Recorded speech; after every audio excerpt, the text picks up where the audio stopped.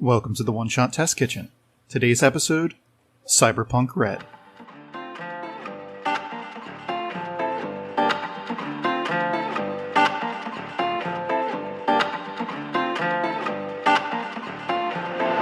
Hello everyone, and welcome to the One Shot Test Kitchen, where we try out lesser-known tabletop RPGs. I am Mike Kelly, and I am joined by my two co-hosts, Samara and April Lynn. Hello! Hello! And we also have a special guest joining us today. Tim, please introduce yourself. Hi, my name's Tim. Some call me Tadog. I've known Mike and April Lynn for some time, and I used to play a lot of Shadowrun back in the day, so I guess that's why I'm here. And I'm excited. Yeah, I mean, that's part of it. You introduced me to Shadowrun back in the day. I'll admit it, it's true. Yeah. I mean, we played a lot of role-playing games in college way back in the day, and we are currently in a D&D game that actually runs outside of this. So, yeah, I figured you'd be kind of perfect. So, real briefly, Tim, Tadog, I'm going to call you both.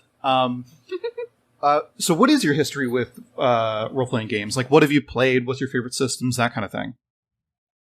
So, like when I was a teenager, I started playing tabletop RPGs, and I played a lot of time of a lot of Shadowrun and some fair amount of D&D, and then I ended up actually getting a few Cyberpunk 2020 source books at the time because it has a lot of crossover with Shadowrun, so it was like kind of cool world similarities. So I'm familiar with it, but never played it back then. Played a little Myths. That's weird.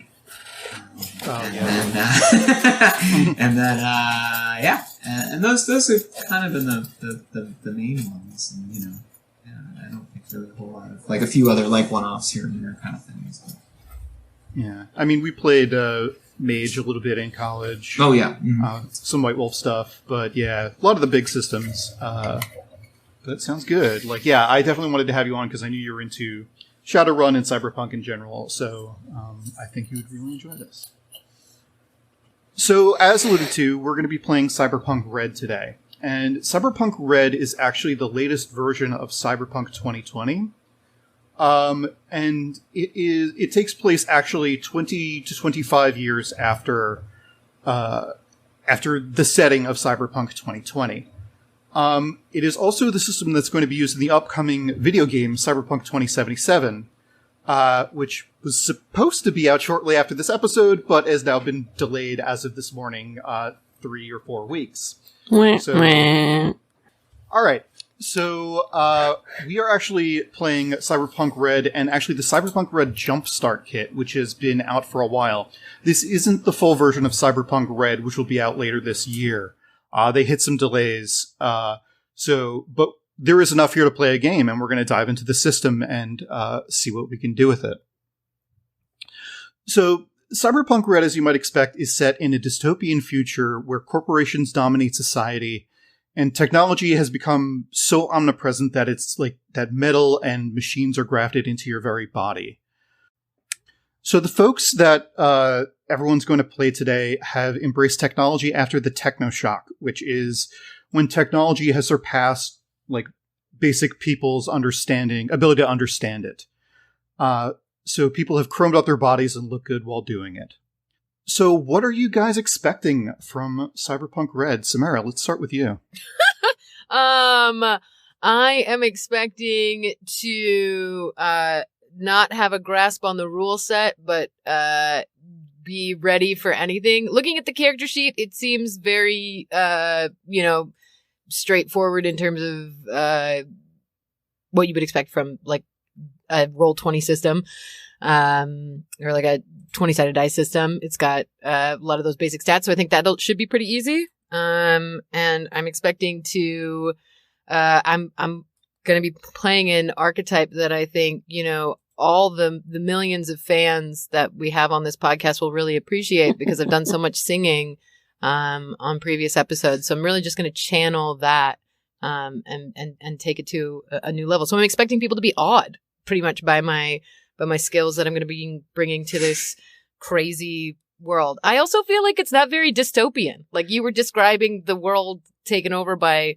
capitalist tech monsters, and I was like, yeah, okay, well, that's now. So it's not going to be very hard for me to imagine this world. I guess the only thing that I have is like, I have like a Garrett or a garrote like in my finger now, and maybe some other cool things like that, but not far from that. So don't worry, I will set up a lot more dystopian stuff than that brief little intro. So. I mean, we're kind of living in a dystopian time right now, so I don't know how far you're gonna have to stretch it. We'll find out why it's called the Time of the Red in a little bit. Yeah. April Lynn, what about you? What are you expecting going into this? So I'm not gonna lie, I'm pretty intimidated by this system.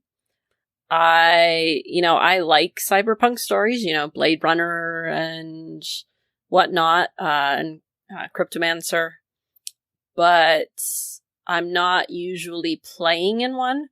I've had one session of playing in that, in some, I think you and I played in some mage game back in the day, Mike. Technocracy, yeah. That, yeah. And I think we got through one session before the game fell apart, and that's pretty much my experience of playing in cyberpunk world. So it's not really my that gritty, dark, and anti-authoritarian world isn't really my sweet spot. Also, I tend to gravitate towards stories towards games that don't have a lot of mechanics and charts, and this game is filled with mechanics and charts. Just looking at my screen, I have 4 pages of charts and numbers and stats. Yes, min-max it. So, yeah, I don't do that. Min-maxing isn't really my thing in role-playing games. So, I'm gonna just see how this goes. April Lynn, can I ask you a question? The last time you played with Mike, the Techno Wizards, the game that fell apart, was Mike running that game? No. Okay. Well, that gives me more confidence for today. He was not running that game. He was playing a Netrunner, I think. Or the Technocracy equivalent of a Netrunner. Yeah, I'm trying to remember what the name of that was, and I can't remember. Basically, slightly chromed up, like a net mage. It was only slightly more inventive than that, I think. Yeah, basically. Like a little bit, like it was better than that, but not a lot. So I will say that this Cyberpunk is a little bit more technologically advanced than the Technocracy. So, and like technology is a lot more ubiquitous in this than it's going to be in the Technocracy type game. But yeah. Oh, also back then, our vision of the future is you might carry around a phone that can be a computer. Yeah. So actually, those exist. So this system was actually created before smartphones, and so they have another word for a smartphone that we're going to be using. So yeah. But do you guys think I feel like that is something that feels quintessential cyberpunk to me to a certain extent, that it is stuck in this kind of 1980s vision of a dystopian future. Yeah, absolutely. Oh, definitely. Yeah. And it's definitely there's definitely that very 80s and 90s kind of crime wave, society's falling apart thing that was going on. And now so this setting was kind of I already have a phone that does so much more than this. Yeah, right. The big thing in the 90s was you could have a phone in your brains. You could just call people and they might know things. Mm-hmm. It's now it's just I got Google. What? Yeah. I mean, that's the thing. Cyberpunk grew out of those worries, societal worries of growing crime and advancing technology in the 80s and 90s that we couldn't quite understand. And now that was that set the aesthetic. Yeah, well, I mean, it's also you can only imagine a technological future in a lot of ways that is based on your knowledge of today. And so the kind of idea that you would just be able to every person on the planet could just whip out this tiny little brick and look up the knowledge of everything ever. I'm going to be very disappointed if I don't get to have some sort of Asian street food from a shady looking cart in the rain. Oh. So many noodles. Don't worry about it. Okay, great. And it's always raining. We don't know why. Tadog, what are you expecting from this? I just have a fun little game. Try something out. I got a shotgun and some hand blades, so I'm probably gonna cut up some people. It's gonna be sweet. Drive fast. Be cool. Yeah, hopefully you'll be able to use all of those abilities. Yeah, so we went from philosophical explanations of the mechanics to we want to see things get blowed up. Let's do it. So, real brief note on setting for this. So, this game takes place in Night City. And Night City is kind of an autonomous city within the urban sprawl between San Francisco and Los Angeles. It takes place, it's kind of in a liminal state. It's kind of earned its independence from, I think, the Northern Free State of California, I believe is the name of it. It also takes place in a time called the Time of the Red. And it is called the Time of the Red because about 10 years before where we're going to play right now, there was something called the Fourth Corporate War between two corporations, one called Arasaka, the other called Militech. And that ended rather abruptly when a pocket nuke went off at the Arasaka Tower Complex Pocket in nuke? the middle of Night Who City. thought that was a good idea? Well, the thing is, no one really knows why it happened. Some say it was corporate sabotage. Some say it was terrorism. No one really knows for sure. No. Back up. No, just the idea of a why pocket did you make it? Why did such a thing exist? Somebody wasn't thinking this one through. I mean, no, I'm sure somebody's going to do that at some point. these are ruthless, amoral corporations. They're going to make pocket nukes even worse. So. Fair. But this nuke went off. It wasn't a city killer. It actually says it was about a quarter of the size of the Hiroshima bomb.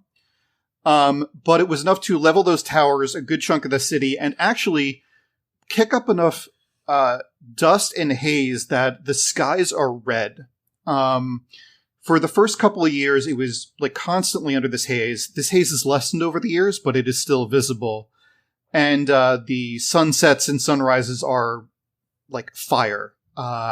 Very, very, almost color of blood red fire in the sky. Sounds like California during fire season. Got it. It's a little prescient. So Night City, that area of the city, the former corporate center is being reclaimed, but people live in the various little outlying areas of the city, and life kind of continues as usual. Anti-radiation medication is available and cheap. Life goes on as much as it is. Now, as part of the Jumpstart kit, each one of you guys has chosen a pre-made character. There's, I believe, 5 or 6 in all in this, and there's going to be more in the final set. But I want you to very, very briefly give us a run-through of the character you are playing, and let's start with Samara. My name is 40. And I am a rocker boy, but I identify as a woman. I'm just going to take from just this top page here. It says, if you live to rock, this is where you belong. As a rocker boy, you're one of the street poets, the social conscience, and a rebel of the age of the red. So I'm pretty sure that, I have a guitar. I have a thing that allows me to make phone calls and access the internet that I carry around with me. And it's called an agent. It's a pocket-sized machine that's like a computer and a phone. And I know. I don't have a lot of augments. I know that's a thing in this world. So I have an augment to my ear that lets me hear stuff better. And I have a slice and dice in my finger that is lets me cut through anything, which feels for a rocker who specifically plays a guitar like a liability. But I suppose I have great control over it. And my thing is that I like to take down the establishment by spreading the message of the revolution in my music. So one thing with regard to cyberware, very few people are very heavily chromed up, just because there's something called technopsychosis that occurs, where you don't know if you are man or machine after a while. So little augments is what a lot of people kind of use here or there, but not really. Oh, man. Could I have picked somebody who was techno-psychotic? Because that sounds awesome. I think the Netrunner that I don't think anybody's playing is on the borderline of that. But yes. But then we'd have to do like Netmage rules, and that seems crazy. It's a little bit nuts. Yeah, okay, okay, good. Yeah, no, I'm fine with the slice and dice 40, the rocker boy chick. April Lynn, who are you playing? I am playing Torch, the tech. Got a little alliteration there. And basically, well, the summary is I can't leave anything alone. If it sits near me for more than 5 minutes, I've disassembled it and made it into something new. I'm basically MacGyver, but like a more high-tech tinkering version that also sells illegal weapons on the black market for money. Yeah. Yeah, I'm gonna be playing a chick version of Torch, even though the picture is a dude. I'm gonna be a chick. Okay. Lady Torch. That's my character archetype right there. She's on fire! Oh, incidentally, like that brings up a good point. Feel free to change anything about, the appearance, gender, name, anything with these folks. These are just templates. So you can basically make them yours. There's going to be another way to do a little bit more with that in a second, but yeah. I probably would pick cooler clothes than a fishnet crop top and a bikini, but I mean, the it also. Coolest. What are you talking about? Or It feels warmer ones. I don't know. yeah. I mean, I don't know what season we're playing in. I mean, it's California. There's one season. Right. Oh, well then the fishnet and the bikini is perfect. So never mind. I'm keeping it. All right. And Tudog. So I am Racer, a nomad. And the whole backstory thing is corporations drove my family off the farm and I became a nomad. And I roll with a nomad pack. And that pack like moves stuff around, I guess. They have like vehicles and stuff and they move stuff around between safe zones. And they have like convoys and stuff that I guess get raided a lot in the setting. And so vehicles are well armored and bristling with stolen weapons, miniguns, rocket launchers, and the like. And so like modern day cowboys, you ride the hard trail. You've got a gun, a bike, and that's all you need. You're a nomad. Over my character sheet, I think says I have a car. Yeah, I have a sedan. Yeah, so you have a car. I can run a ride. Hey, teamies. We got wheels. Sweet. I got a gig a town over. Maybe you could give me a ride? Sure. Just bring the small amp because my trunk is full of weapons. Yeah, the nomads. So one thing with regard to the nomads, they were the ones that kind of kept commerce going after the nuke went off. They were like the only ones that could be contracted to move stuff around.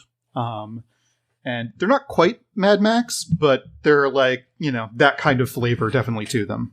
And I will be a guy. Just fair enough. So now we're going to get into a bit more of the character creation. So there's a couple of things that you're going to be filling in on your sheets. The first thing is stats. So at the top of the character sheet, there should be a table of stats for each character. There's 6 sets of stats. So you can either choose one of the stats that you want, that you think best suits your character, or you can just roll a d6 and have it happen randomly. Just to go through those real quickly, they are intelligence, reflexes, dexterity, tech, cool, willpower, luck, move, body, and empathy. Just some notes about that. So body will determine your hit points. And luck is not so much a stat as it is a bunch of resources. You can use luck to reroll a skill check. Classic. So it is a consumable thing. So the skills that are in this is the next thing. The Jumpstart kit, it pre-selects all these, so I've filled them out for you. They're things like, perception, marksmanship, stealth, and some specific ones for specific roles, like 40, our rocker boy, rocker girl will have the play instrument skill. But these are pre-selected for this one. In the main system, there's going to be the ability to select these in different ways, but we're just using pre-gen for this one. All right, now the fun part. Life path.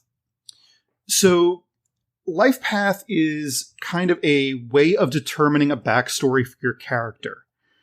So you'll see on your character sheet there's 7 different boxes. Background, motivation, goals, friends, enemies, romance, and personality. Now, for each one of these, there are tables that you can either choose one from, or in some cases, like enemies, you'll be able to choose more than one. So, life path, again, this is very, very similar. You can choose, like for background, it says, somewhere in your early life, you inherited a background full of pain, desperation, or drama. Choose from the list below or roll 1d10 to determine your story. And there's 10 preset things here. So we're going to go through each one of these in turn, and you can either choose what you want or roll a d10. So who wants to go first? I will. Okay, April Lynn. So I'm going to roll d10s. We're just going to do a random. Do it. My background is that I am the inheritor of a family debt. I must honor the debt before... I don't want that one. There we go. 1. My family lost everything through betrayal. Well, that's nice and cheery. Okay. So you don't have to get like fully flesh it out. You can flesh it out as we go through the life path, but keep that in mind as we move on.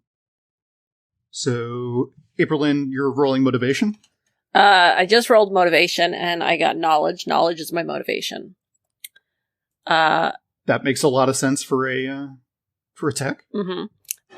And my goal fits well with my background. My goal is to cause pain and suffering to anyone who crosses me.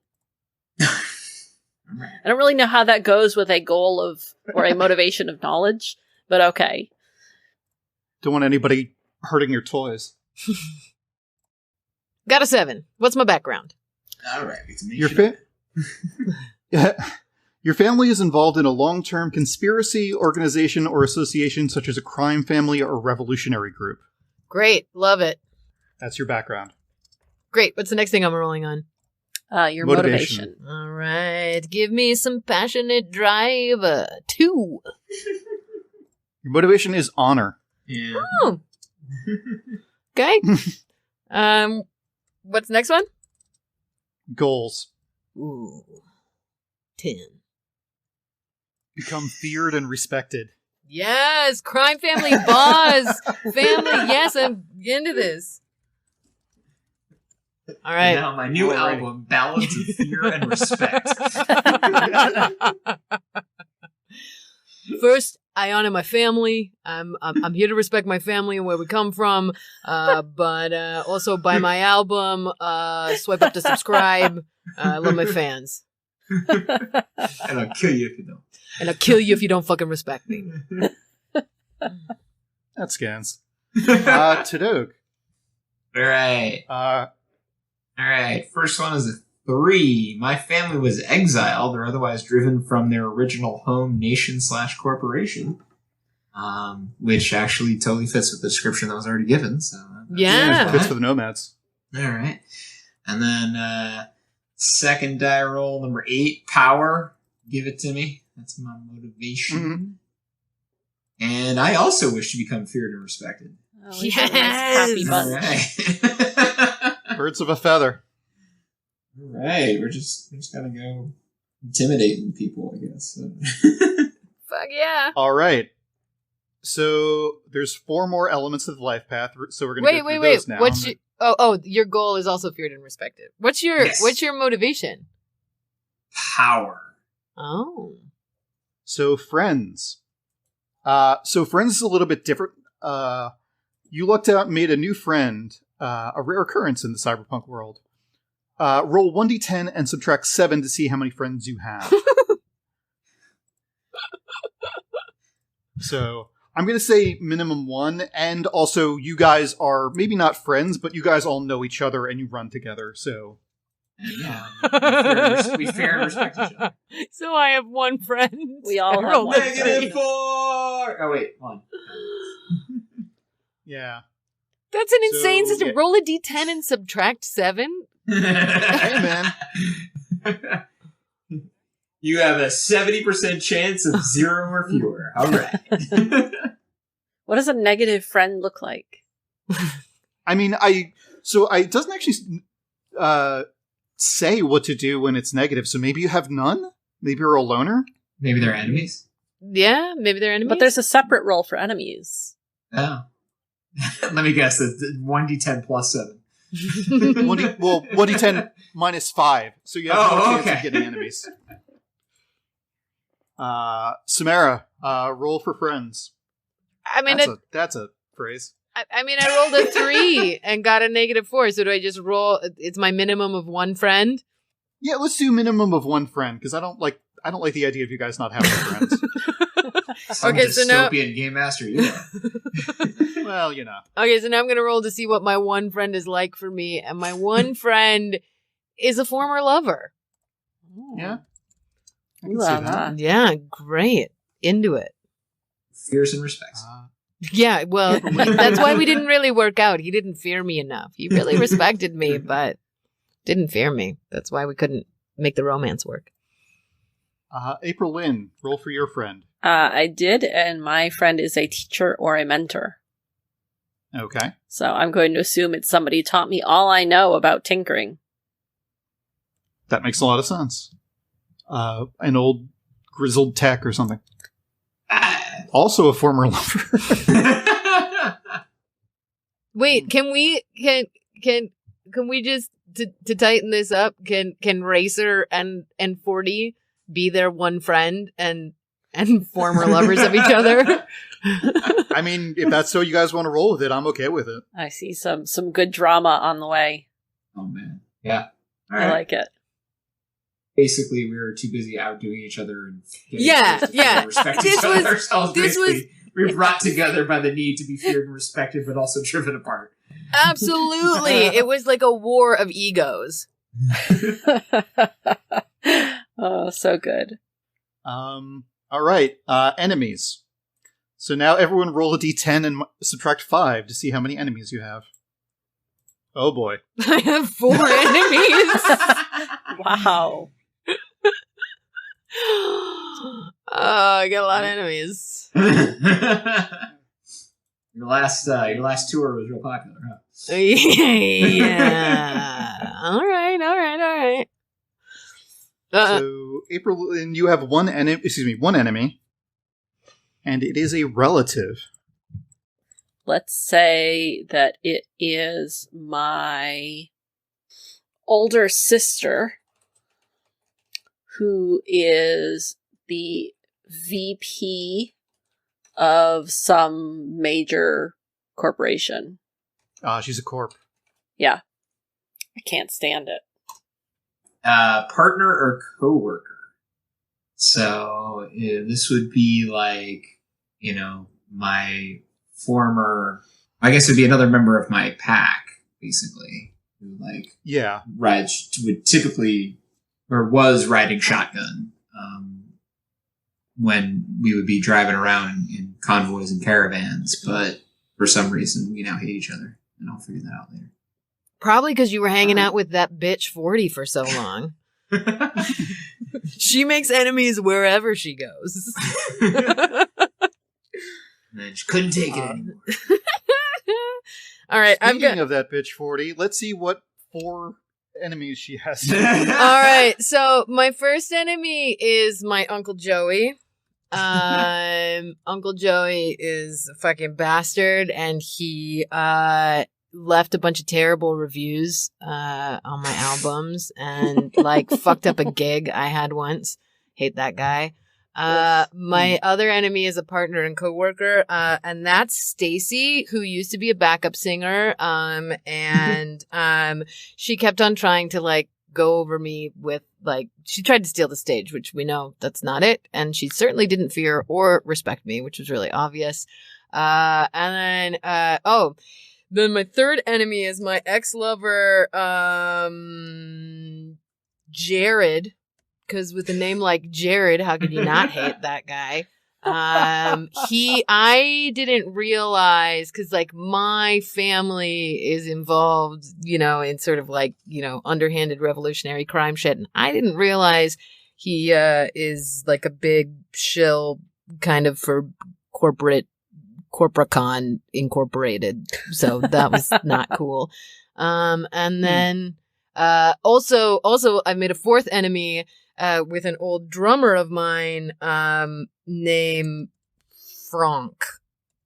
Frank stole money from me, and I had to bust his knees, and we've never been cool since. I took my little slice and dicer on the tip of my finger, and I sliced and diced his tendons behind his knees, and taught him a lesson.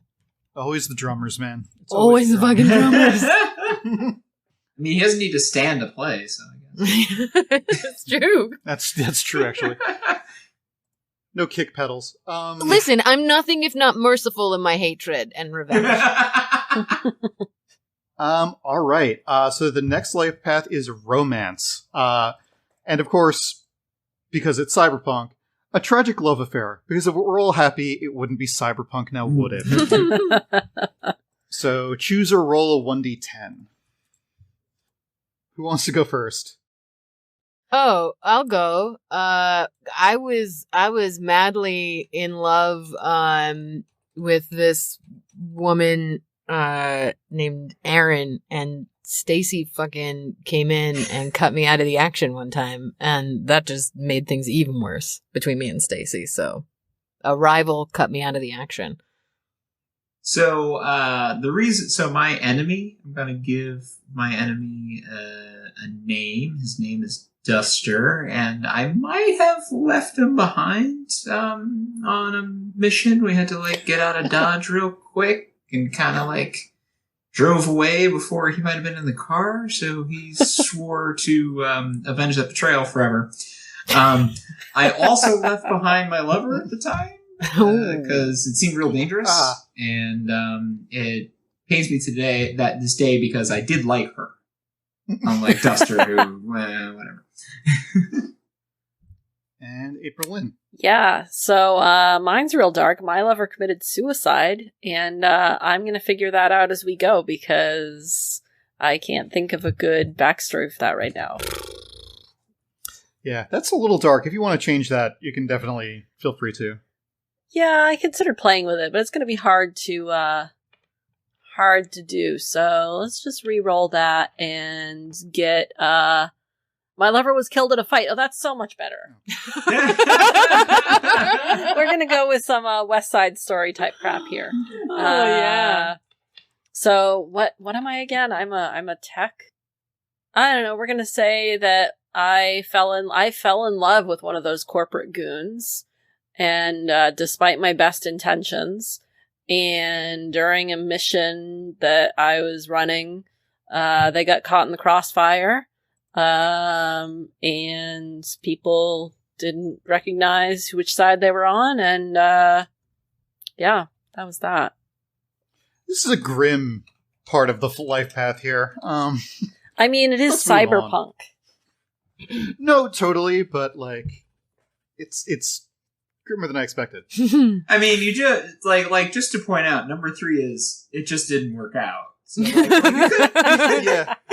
Yeah, it could have been less intense. I mean, but there's also like your lover went insane, your lover was kidnapped. Like, there's not a lot of happiness here. So 9 out of 10 are rough.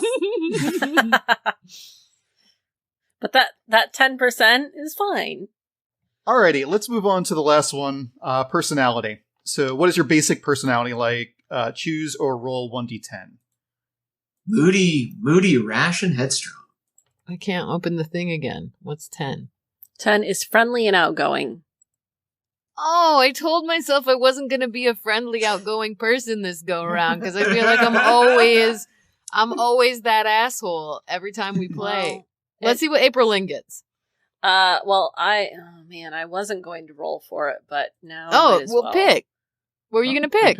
I was going to go with the silly and fluff-headed to go with the character we were talking about earlier today. Yeah. All right. That could totally work. Absent-minded tech kind of thing. Yeah, I do have a 4 in cool, so I feel like that goes well with being kind of absent-minded and a little over the top. Okay. That totally works. We'll see if I can pull it off, though. And Samara, you're good with friendly and outgoing? I guess it's not very fearful, but maybe that's the problem. It's always the ones with the smiles on their face you have to watch out for. Yeah, exactly. Yeah.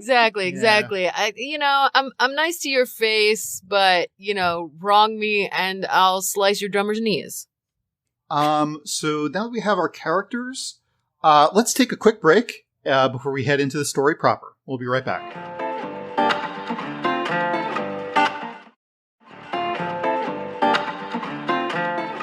And we're back. All right. So we are about to head into Night City and our game of Cyberpunk RED. So this takes place about 10 years after the end of the Fourth Corporate War, when the nuke went off at Arasaka Towers. You guys are all a group of people who, runs jobs on the side, somewhat more dangerous jobs to make a buck, because trying to survive on the streets is always very difficult, especially in times like this, and especially with the corpse now sucking up a lot of the business and whatnot. 40, you have been contacted by someone through your agent who has asked you to meet a fixer by the name of Mortal at the Last Hope Bar, which is a bar that's somewhat on the fringes of Chinatown of this area. So you find yourself outside the bar. It's raining. The rain is actually not normal rain, and it hasn't been for quite some time because of the fallout from this. The rain feels greasy, and it's slightly it doesn't feel good to be rained on whatnot. It is also slightly radioactive, so you make a note that you'll have to get some anti-rad medicine at some point later in the week. Sounds like it's a great time for a lightsaber umbrella. Probably made of plastic. Clear plastic. I mean, you could have an umbrella. You don't have to be soaking in this. This is California. Who has an umbrella? You don't need an umbrella. That's a fair point. That's a fair point. But you are in front of the Last Hope Bar, and the door is actually, it's not a door, it's an airlock, it looks like. Kind of common here.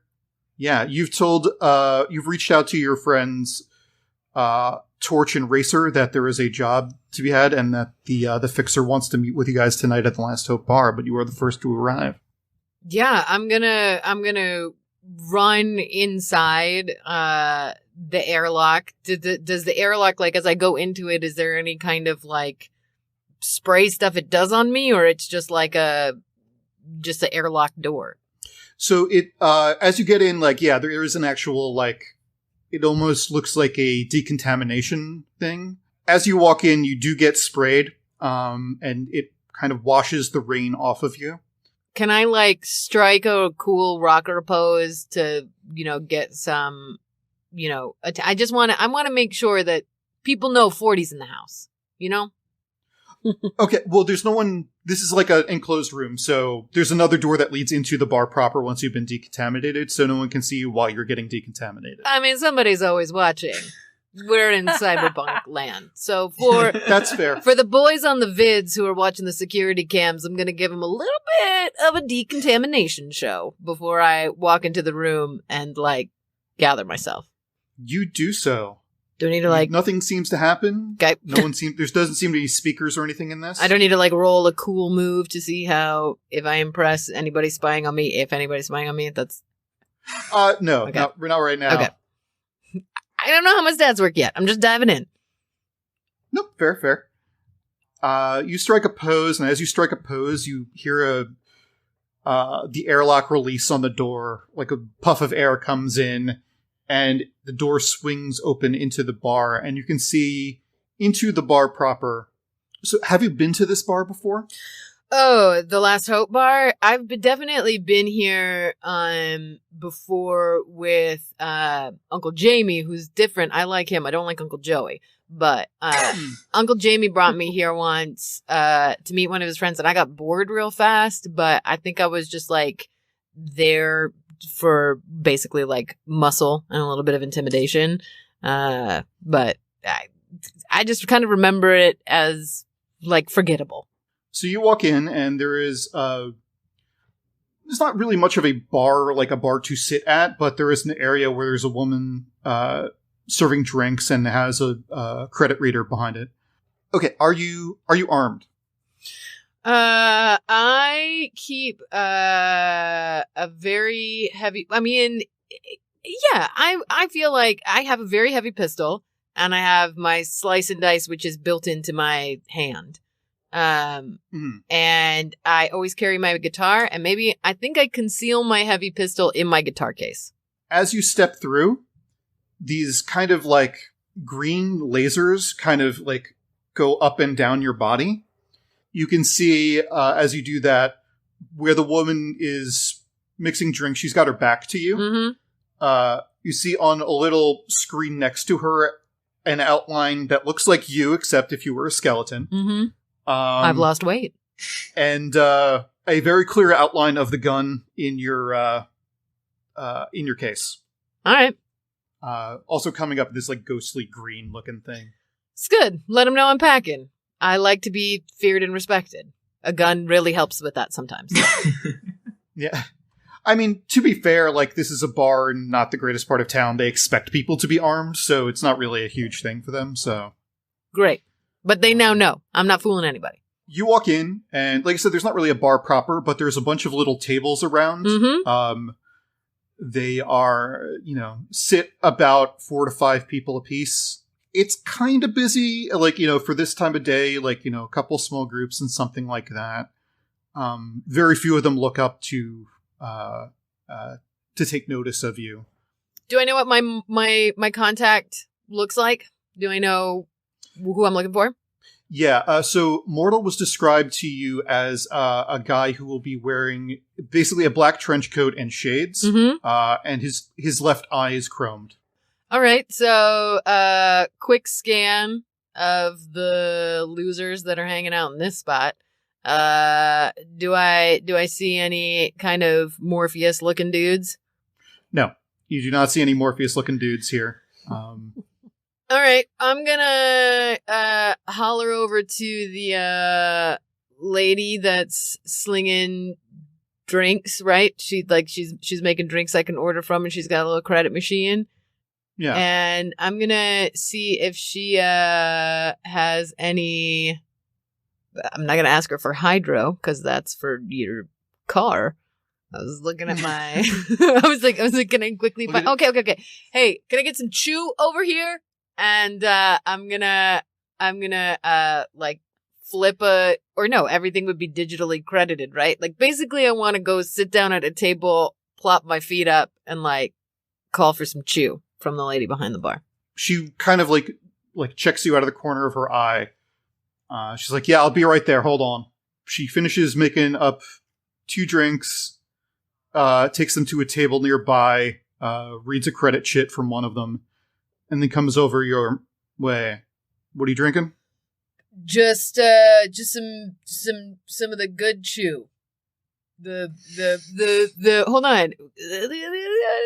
I want the stuff that's in advanced form of alcohol with a higher burning temperature than normal methanol.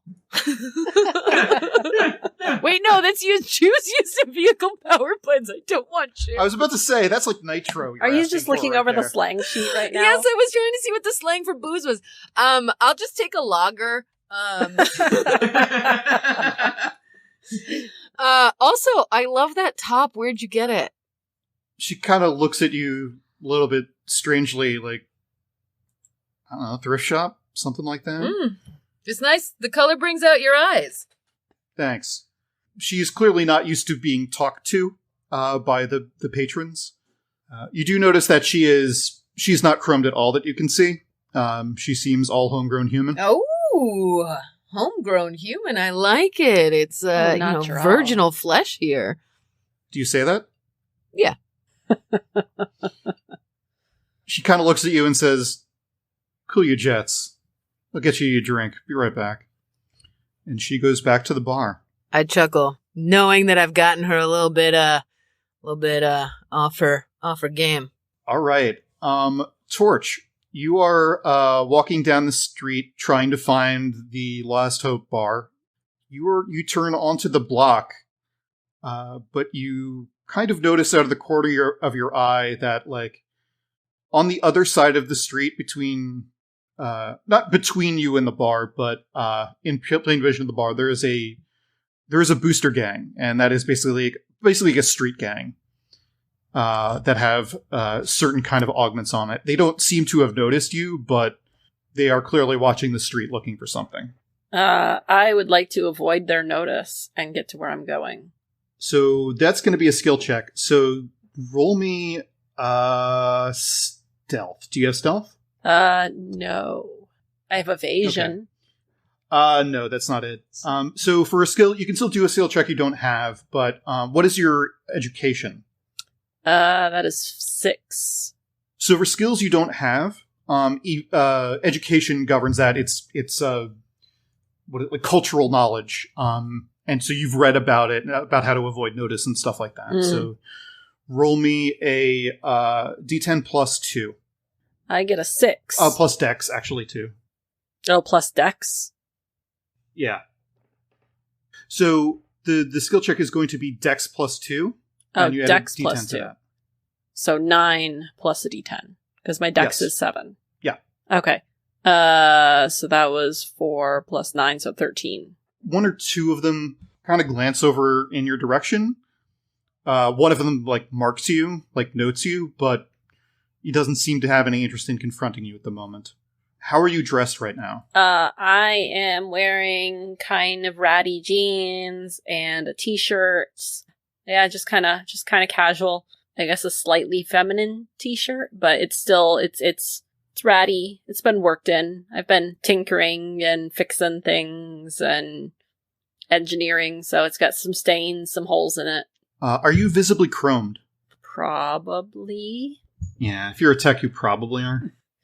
I don't know what I would have. So your cyberware is... Yeah, you have a cyber arm.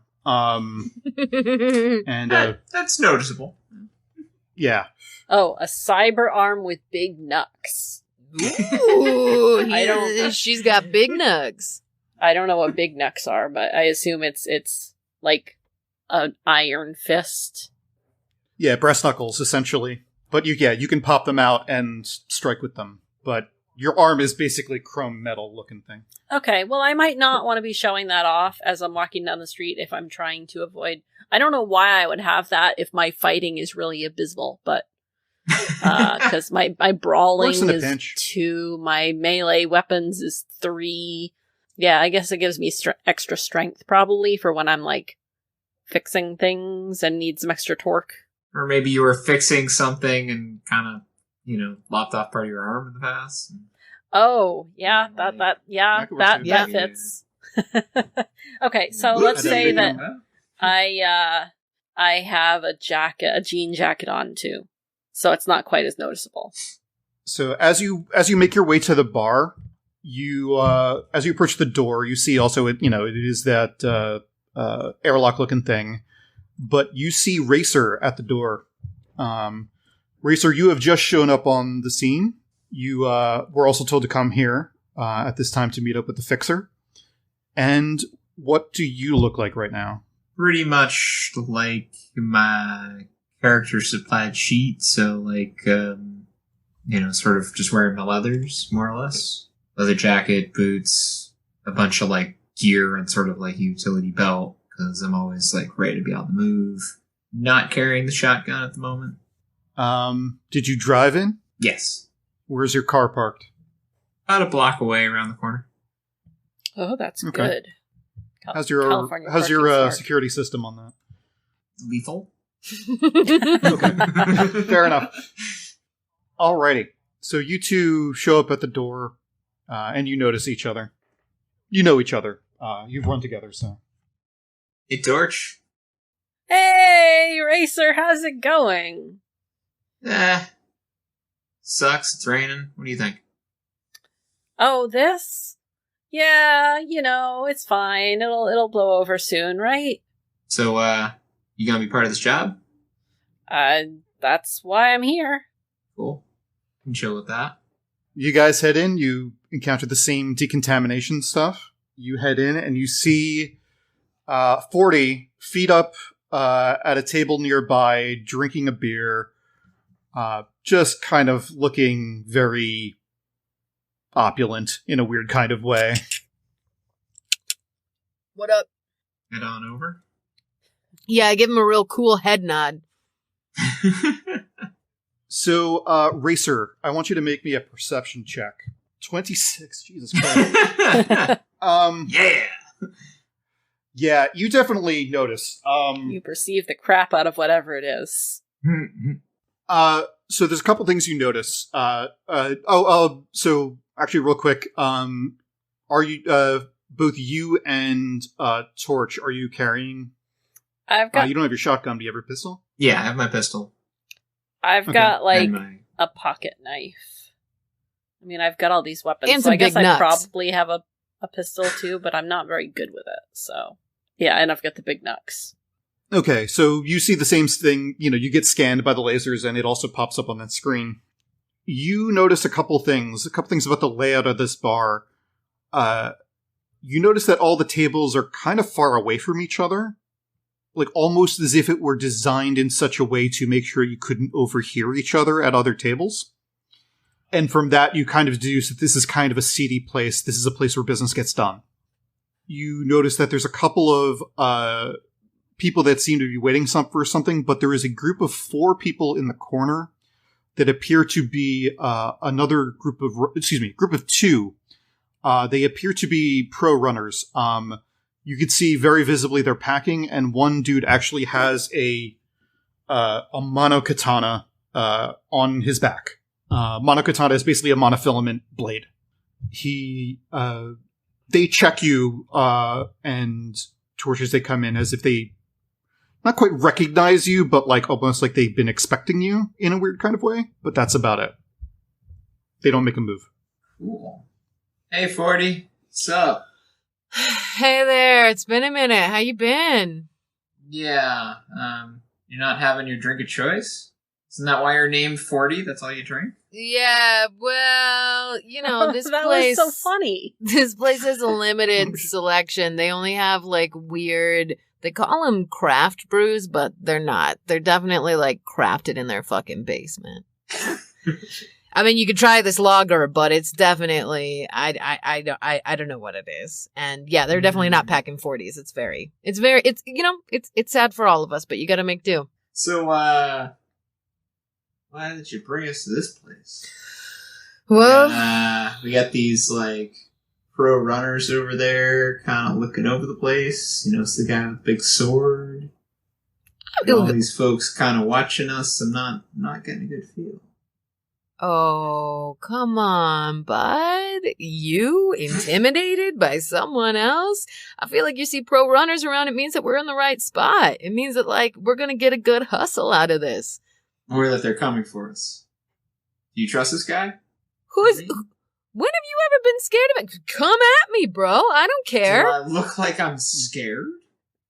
I'm just getting ready. I'm always ready. What I don't need to did get you ready. pull me into this time? I don't know. I talked to my folks, told them that, I was getting a little bit, bored and they weren't helping me out. So then I got a call from my agent who didn't like me acting up because I was like doing some gigs and you know how I get when I've just been a little bit bored. So anyways, my agent told me to hook up with this That's guy. when the fun stuff happens. Thank you. See, this is why we hang out. You get me. So yeah, Why we don't. Yeah, I'm supposed to meet some guy named Mortal who's rocking real retro look in a black trench. He's got a cyber eye and some sunglasses. Haven't seen him around, but kind of annoyed that he's late at this point. But I suppose you guys just showed up, so maybe he's right on time. The bartender comes over and looks at the 2 new arrivals and says, What are you drinking? Just water for me. I don't drink.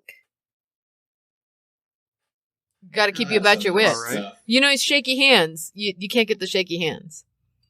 Can't fix things with shaky hands. Mm-mm. I'll have one of these beers here. All right. She goes back to the bar. So as she walks back, you hear the door to the Last Hope open. That like little puff of air, and in walks Mortal. You spot him immediately. He looks exactly like he's been described to you. His left eye is chromed up. You can see it even underneath his sunglasses. He's got a trench coat on. The screen shows that he is carrying 2 pistols in the small of his back. He looks around very briefly and then just makes a beeline for your table. And sits down. Do these other characters seem to take notice? Yeah, with the 26, I'm going to let that ride for a little bit. They check him. You definitely see their eyes linger on him a little bit longer than usual. They recognize him, you can probably see, but they don't make a move. Does a local expert chat do anything to let me know if I recognize these pros? You wouldn't know them personally, but you can tell like what kind of people they are if you want to check it. Okay. 15. They looked like hired security. They look like they are probably due to kind of freelance doing security for whoever needs it. Oh, yeah, I've seen them at like a concert gig for like a big name person. Or at the very least, like their kit looks like it. You've seen people dressed like this looking for work like that. Mm-hmm. Yeah, so like not necessarily like that they're runners or they're freelancers, but like they do know how to use those weapons. Mm-hmm. So, all right. So Mortal sits down and he kind of turns his head around and turns to the barmaid. Claire raises his hand. He gestures over and she brings him she brings him what looks like synth whiskey and hands off the beer to Racer as well. Oh, thanks for meeting. I know this is a little bit strange, but you know, I've been. Ma'am, excuse me, my water, please.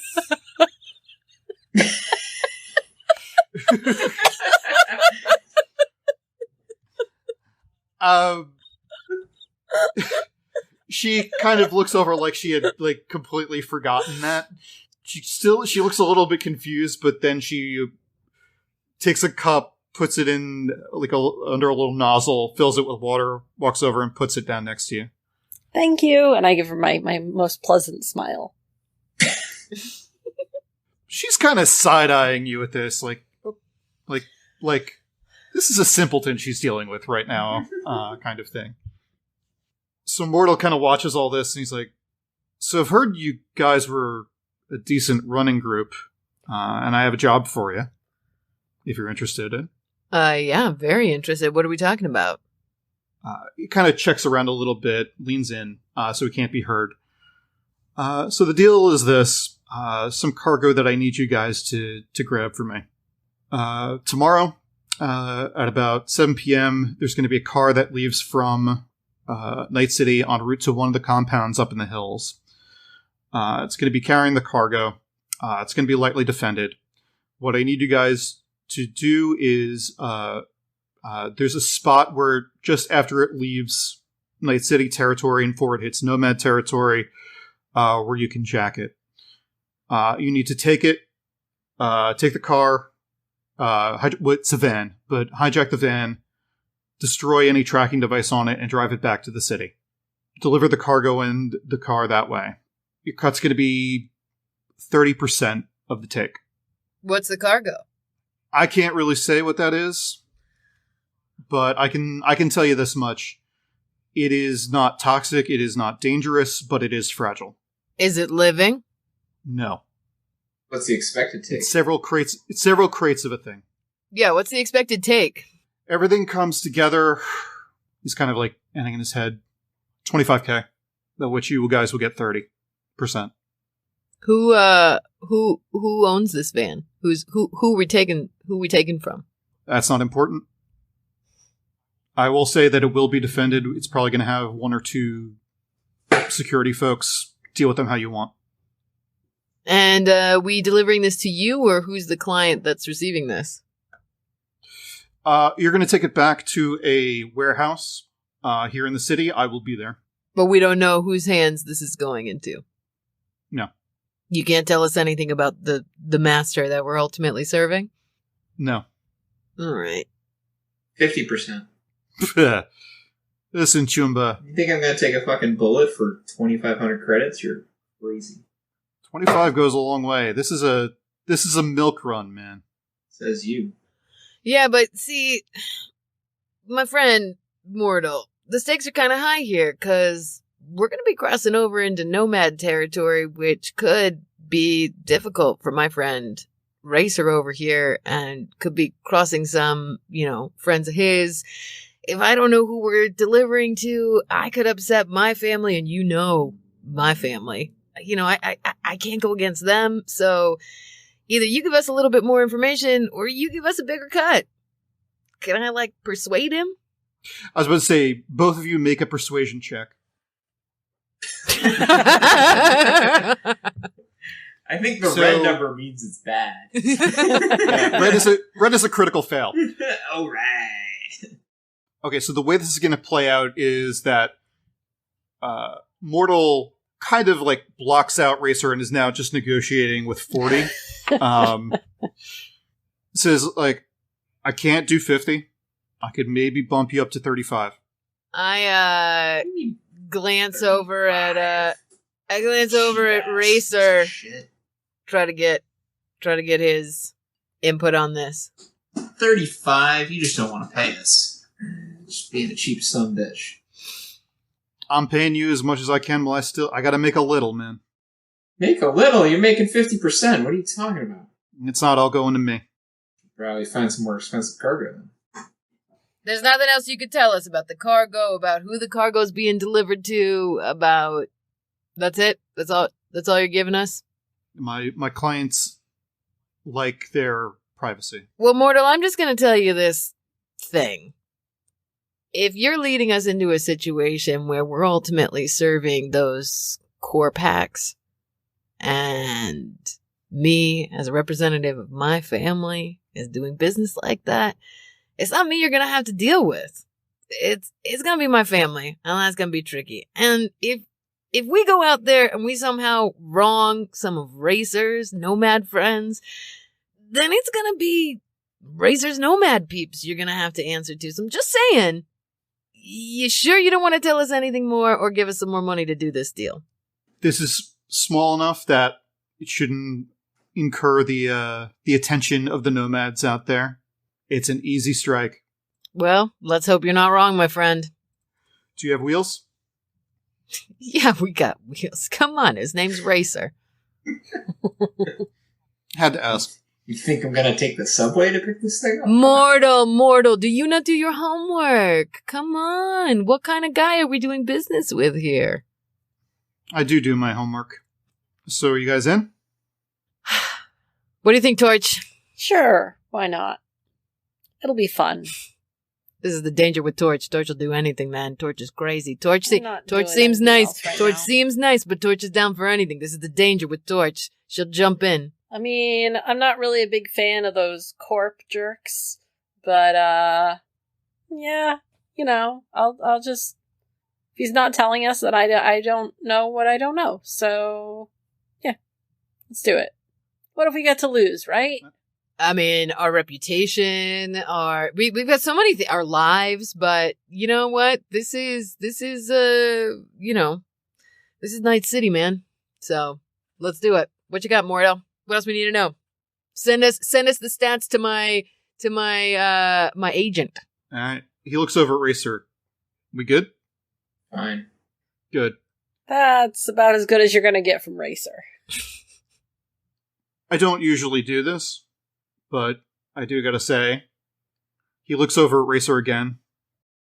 I do my homework. I've heard about the Duster affair.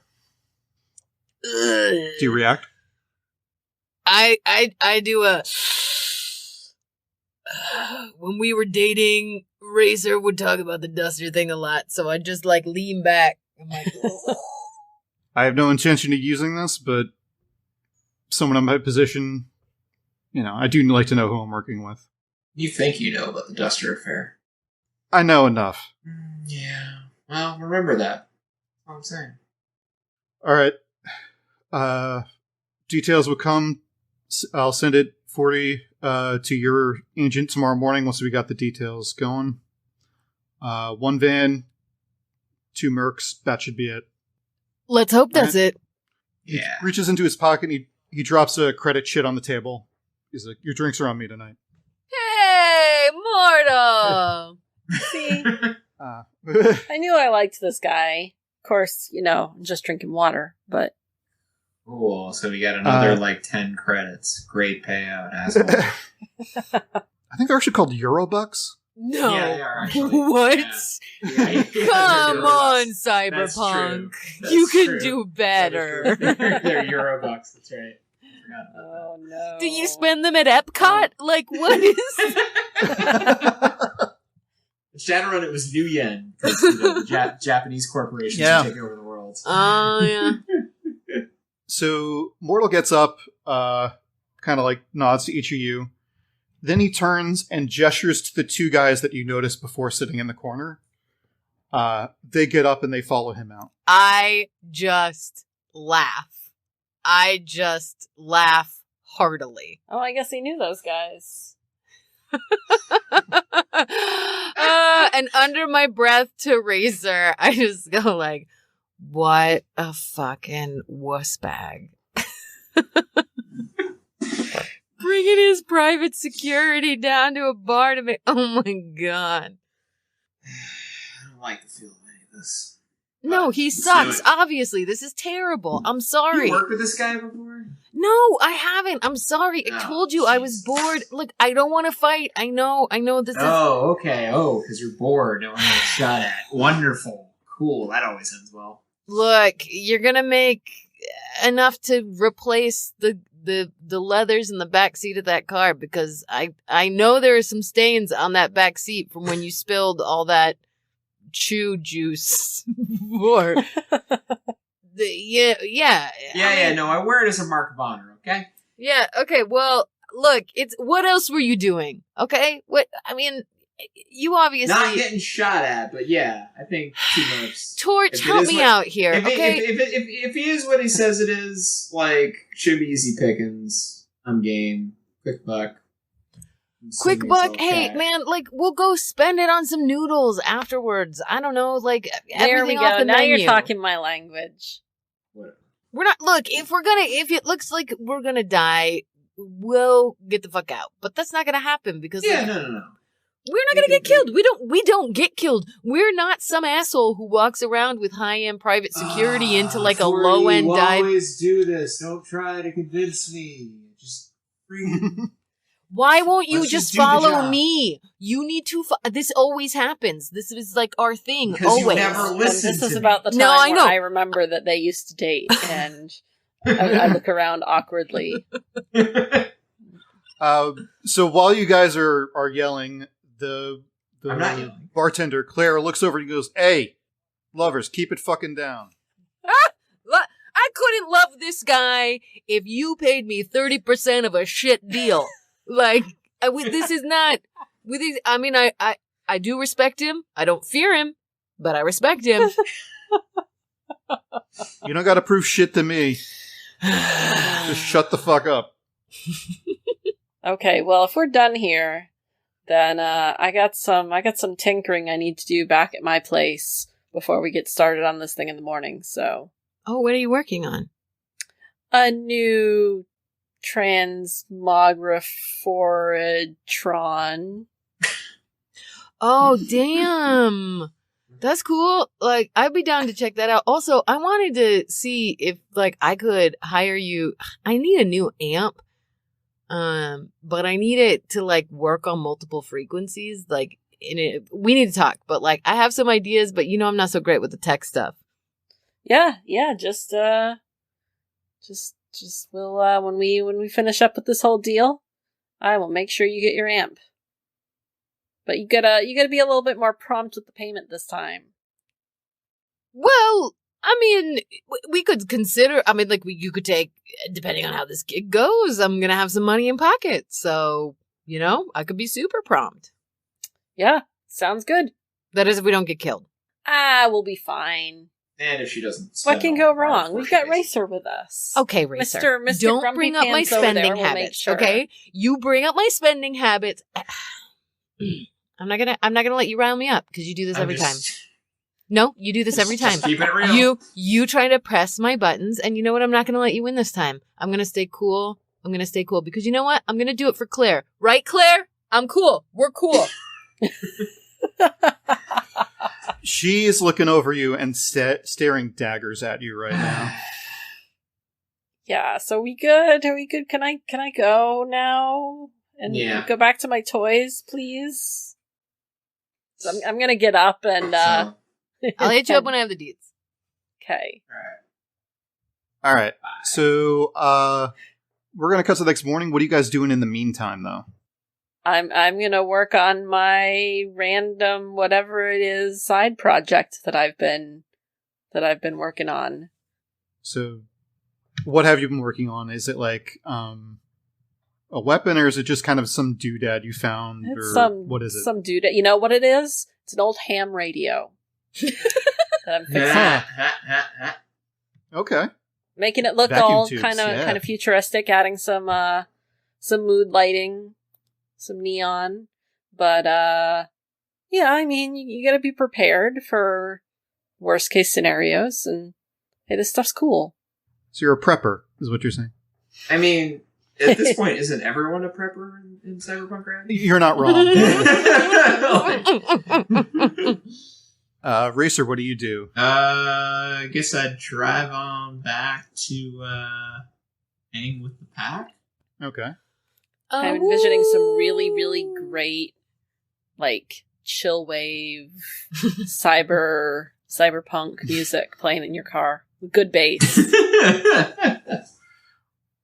Oh, what is it? It's called like chromatic rock or something like that in this, or yeah. That's the heavy metal genre. It looks like Yes. A type of heavy metal characterized by heavy electronics, simple rhythms, and violent lyrics. Perfect. That sounds My kind of music. right up Racer's alley. You head back to your clan. They're mostly getting ready for a couple of jobs they got to run tomorrow, but you're not in the rotation, so Right, you're free for tomorrow. I got a different gig. So I don't know. I go like work on cars or something and sleep. Well, I mean, your ground car, I imagine you want to keep it in decent shape, so. Yeah. Does check your everything. ground car have a name? What kind of car is it? Oh, yeah. No, that's a good question. It is described as a sedan-style ground car with enough room to hold 6 people. But I should give it a name, and I don't have one off the top of my head. Let me get back to you on that. 40. What are you doing in the meantime? Oh, well, I got a hot lead that bitch Stacy started a thing with that dude Frank, those fucking assholes, and they got a gig at a spot that I normally play at on Friday nights, and they're trying to drum up some things. So I'm gonna go check out what this trash set is and go see what they're trying to do, and basically try to get the crowd to turn on them. Nice. Alrighty, so you head to this tiny little club that they're playing out of. Like, it's way smaller than places you've played before. This place is called Afterlife. Mm-hmm. It's a decent enough generic cyberpunk. Oh yeah, Yep. classic. You kind of slip into the back and you watch them play. They suck. Like, you know, I knew it. I fucking knew it. like, you know, a drummer and a singer, like, they're trying to do some weird experimental shit. It's some weird kind of tribal kind of yelling and beat, and it's terrible. And I think not even any of the patrons are really paying attention to this. They're just trying to drink and ignore it. Fucking trash, am I right, guys? Who booked them? Ugh. It's Claire's sister. Do you want to cause shit or? Confident enough that they're tanking themselves and I don't need to do anything to rile up the thing. I maybe overserve myself, drink a little bit too much, like, rail whiskey. I, like, keep my eyes on, like, someone I think's kind of cute. I basically, I want them to know, instead of riling up the group, I want Frank and Stacy to know that I'm in the fucking audience and I know they're tanking. And I'm doing it with like a hot chick or dude, whoever is the hottest in the bar, like, on my side. I'm definitely flexing. This clientele is kind of older. Like, the hottest person in the bar is probably the bartender. Love a bartender. Love a bartender. That's why I'm drinking so much. I keep on ordering just to chat him up. He is definitely, like, very happy that there's actually someone who doesn't look like a fucking troll in here for once. So he is trying to get away from the music and just trying to make the night pass through a little bit. So he's chatting you up throughout the night.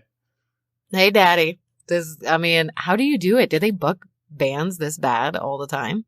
I just get the list of who's coming and who's playing. I point them in the right direction and they play. I don't pick these bands. Well, thankfully you don't, because if you did, I'd think you were way less attractive than I currently think you are. Wait, hold on. If you booked bands... Does that mean... Yeah, no. Dude, do you, like, never get hit on? Like, what's your deal? No, there was like 5 double negatives in that, so I was trying to figure out what you were actually saying. I'm saying that I think you're attractive, but if you booked this band and bands of this kind, I would find you less attractive. I appreciate that. I got an input, though. Wait, you have a say?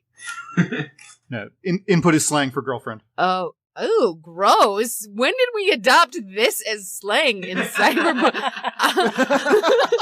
I just want to say that one of the things that, like, look, I know I'm a little bit revolutionary in my tag, but I just want to say, like, I'm not cool with the input slang. So, and, like, annoyed with the shit music, but satisfied that Stacey and Frank suck, and, like, disappointed that I couldn't, like, hook up with somebody hot, and that he was, like, throwing around that input slang. I, like, puff out of the bar, kind of drunk, and I head home. We're going to say you stumble home in a beautiful mess, pass out on your couch. Next morning, 40, you wake up with a pretty decent hangover, and your phone is buzzing. Okay. Oh, cool. I'm sorry, your agent is buzzing. Great. What does my agent say? Oh, God. It's a set of GPS coordinates, picture of a van. It's gray, nondescript, an itinerary. Leave the city at noon. Should reach the ambush point at approximately 1:30 p.m. Cool. I'm gonna message my friends, Racer and Torch, and I'm gonna message Racer and say, got the specs. We should probably leave in a couple hours. Do you mind picking me and Torch up? And maybe stopping for some breakfast pork buns? 'Cause I got a hangover. Sure. Sweet.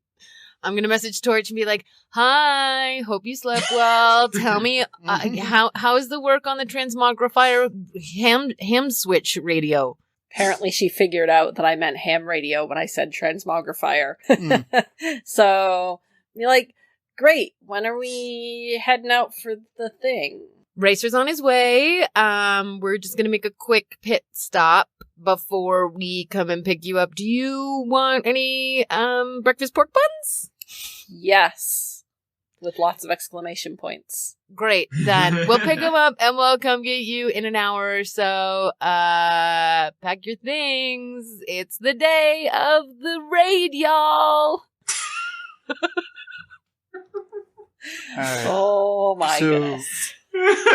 Racer, you make your way into the city. It's a Wednesday, so traffic's a little bit heavy, but you know the back roads to take, and you make your way to it. Back roads?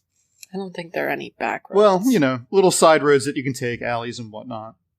You pull up to the rendezvous point with 40 and Torch, standing on the corner waiting for you. It is no longer raining. It is a somewhat hazy day, you know, not quite sunny, like it's still reddish sky, but the equivalent of like not quite overcast. So, pull up. right up to them, look over at them. She's looking good. The ride's looking good. Did you get the pork buns? Pork buns? Racer, I texted you about my I hangover. thought we were going to get the pork buns. Oh, yeah, sure, fine. Got it. We'll go You now. got it. That's fine. That's fine. Get in the car. Just Okay, get in the car. great. Get in the car. That's all I'm saying is get in the car. I'm getting in the car. Racer, I just want to be clear. I'm getting in the car because I'm choosing to get in the car, not because you told me and I'm following you. Let's just be really Okay, clear. Someone lovers. behind you is Get in the honking. car. Get in the car. And were you drinking more last night? Man, 40, what have we got to tell you about getting wasted the night before a gig? You can't tell her anything. It's kind of like my thing.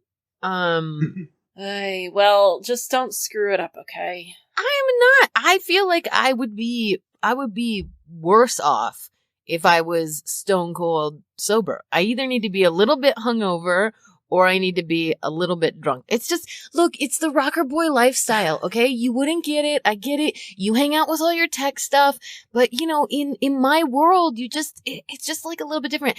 At least I'm not doing drugs like, George, if she weren't Racer, hungover, would she you would give be her a high pork right bun, now. please?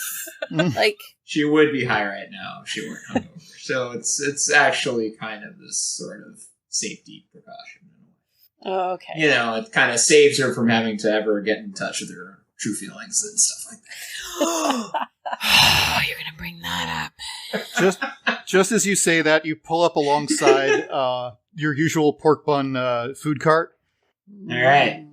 Pork buns. There's a dude he's selling it both to the street and into the road, like people driving by. Mhm. But there is no line. It is early enough. He leans over and he's like, "Oh, hey guys, how's it going?" Hey. He recognizes 40 as one of his regulars, and he's seen your crew before. Hey, Bobby. Hey, 40, what you doing? Off to score some cash? Oh, no. Just another boring ass day here in Night City. Just hanging out with my buds, doing normal bud stuff. They're helping me with my hangover. That's all we're doing today. No, I got you. He does a very exaggerated wink in your direction. Bobby, I like you. All right, so what are you having? The huge. What about the rest of you? 3 for me. 5 steams, please. 5. Gotcha. This is brunch. He whips him up. I see your appetite hasn't changed at all, Racer. I want You're just one gonna more wheedle than him whatever his he's entire getting. job, aren't you? He's wheedling me. I just want to be clear. Taking a little bit to cook these things up, and So you get more details? Oh, on the job? Yeah. Well, I mean, I got this, and then I like, shoop, shoop, shoop, like send them the GPS coordinates, and that basically exactly what I received. I just sent to them now that we're next to each other. I cloud drop it instead of airdropping it.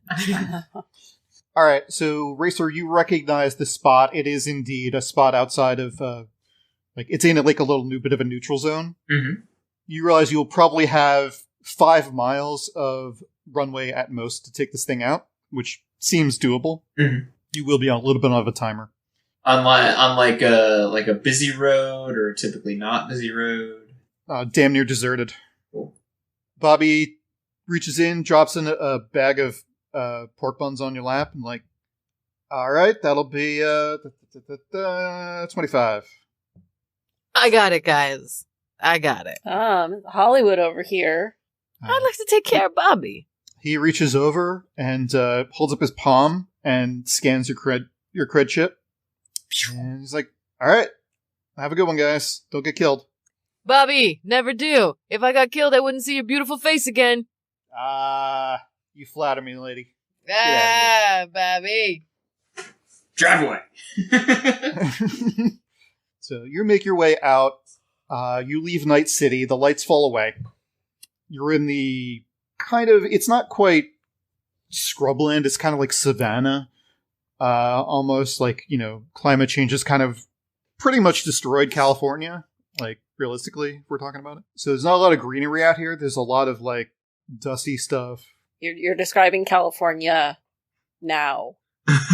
Oh, well. There's not that much greenery except if you happen to be in that period between February and June.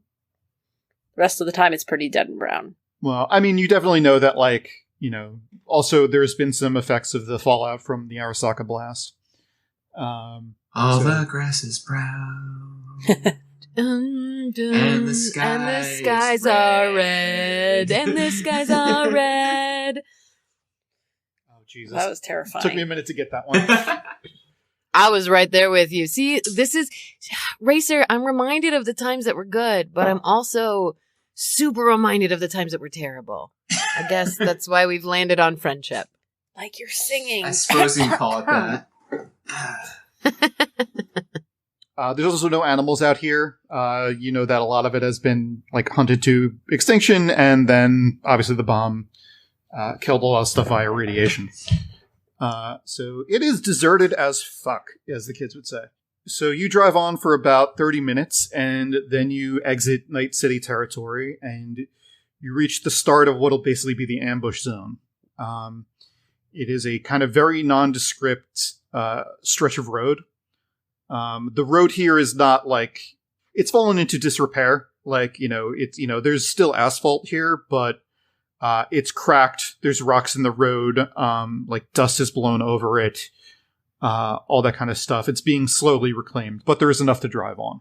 So, since you guys have had the night to sleep on it, here we go. Knew this was going to happen. Fortunately, you've got Torch on your side. What was going to happen? Somebody spent the whole night drinking and off gallivanting with her Hollywood rock star pals instead of prepping for today's mission. Wow, guys. So you don't want to hear the plan that I worked on while I was thinking about this score last night. That's fine. We don't need to know my plan. It's fine. No, let's hear the plan. You guys... No. You're the genius minds behind this while I was just fucking around. I feel like I get judged too much for my lifestyle, which is really disappointing. But I had a plan for a classic honeypot scenario, but whatever. Remind me what the honeypot scenario is again. Classic lady with a guitar in distress on the side of the road, distracts them, gets them to pull over while they get ambushed. Oh, yeah, that could work. I think I've seen that. I think I've seen that TV advert before, yeah. No, but it's fine. I just, wasn't thinking about things while I was subjecting myself to oral torture by mine enemies. I mean, no, go ahead. Wait. What are the blueprints that you guys have come up with while you were working so hard and I was clearly just fucking about? I don't know. I mean, I thought I could rig up a thing that we'd throw on the back of the car that would maybe pop some tires and jam up their brakes, and then we'd pull them out, and you guys would do the shoot thing with the guns, and then we'd go home. Shoot thing? Okay. Yeah, I mean, you don't need to kill them. Just like get them out of the way however you need to. I mean, you do it your conscience. I'm not the shooter person. No, but I like this poppy tire situation. What about you, Racer? What bright ideas did you concoct through the night with your nomad friends that you hang out with? Oh, when we see the van coming down the road, we are set up ahead of time on the side of the road, and we pull in and block the road with the car and shoot their tires with a shotgun. Preferably one of us in front and two of us sort of set up to be behind where the van's going to stop so we can kind of nail them as they come out of the van. But, Racer, don't you like that car? No, I mean, they'll probably stop. And if not, I'll repair it. It's been repaired many times. Well, I guess my question for you, Racer, is what are they more likely to stop for, a lady on the side of the road or your heap of trash? Aren't they the same? Oh, wow. I'm just going to sit over here and... to be fair, old friend, I definitely set you up for that, and I respect the slam dunk, so... No, you do have a bit of a point, though. I'm just saying, like, do you want to, if they don't stop and they just, but they probably would, right? They're not going to wreck their car. They will stop if they see a car right van there. versus sedan. What if we combo it all, right? We pull the car, we ready to stop them with a blockade, but just a lowly old musician on her way to a gig is standing outside of it and just can't get the damn car to work. I'm so sorry. But while that's there, then we've got this little cool tool from Tech over here that's going to like pop their tires ultimately. And then, we turn on them and ambush them. That way, they're definitely not going to ram into and wreck your car. Or they will ram into me and your car, and then both heaps of trash are gone. Out of your life forever. Win-win. I like it. Win-win. Yeah.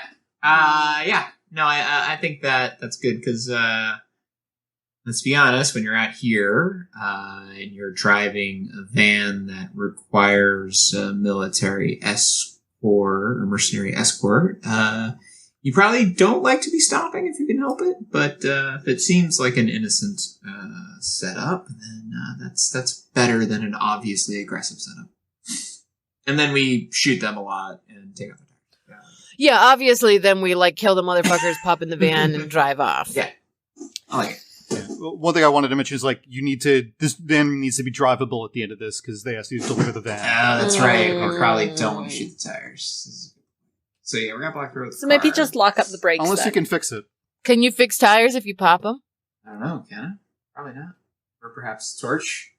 It would be better to not pop the tires in the first place. Okay. Well, do you have a spare tire? I'm not sure that your tires are going to work on a van. Yeah, Racer, glancing at the van, you know that the tires you have on your car won't fit this thing. Yeah. So we're in the future. I'm assuming that the vehicles are computer operated to a certain extent. To an extent. They're still, they're not fully electric. They run on combustion engines. But is it possible to jam up have... the electronics so that the thing won't start? Yes. Yes, Okay. it is. I think that seems like a better plan. I use my electronic know-how to jam the signal and stall it and prevent it from starting. Classic EMP situation. Yeah, exactly. Okay. You guys seem like you have a plan. What are you doing to set up here? I think we're going to pull the car to block the road. I'm going to stand in front of it. As soon as they get close, if they don't stop or get out, we have the EMP that we can hit, which will definitely stop it. We gotta make sure it's very, very directed so it doesn't affect my car. Oh, yeah. Oh, yeah, sure. Look who you're talking to. I just thought I'd point it out, in case. So, Torch, do you have, something that can function as an EMP, or do you need to build with what you have on you? I'm assuming I have to build it. Okay. I have a technical toolbox and tools. A large box, which is a backpack, actually, or a duffel bag. Yeah. Filled with tools allow me to make repairs on basic tech and cyber tech. So, yeah, I'm assuming that I threw some assorted parts and gadgets in there. That seems like something you'd have. All right, so make me a basic tech roll. Oh. Oof. Red's bad. Okay, that's a critical fail. No. Can we use our luck abilities? Yeah, reroll. Yes. Yeah, you can re-roll if you spend a luck. Shh, cool. I will do that. Yeah. There we go. That's much better. Okay, that's better. You rig together a kind of very rudimentary EMP. You can't really direct it, but you know that you know the range on it, so you can put it out of range of Racer's car. And it can be remote detonated if need be. Oh, perfect. That sounds like it'll do everything we need. 40, do you have anything a little bit sexier than what you put on this morning? What? And I tear off the fishnet crop top that I'm wearing and just have the bikini and on the sort of next to nothing shorts that I have. I rip another seam so that they're basically, I'm I look a little roughed up, and then I grab some dirt off the ground and sort of rub it on myself and like rustle up like my hair, and I definitely like look like, you know, it's like carefully placed smudge, like a, oh my gosh, it's just been so difficult.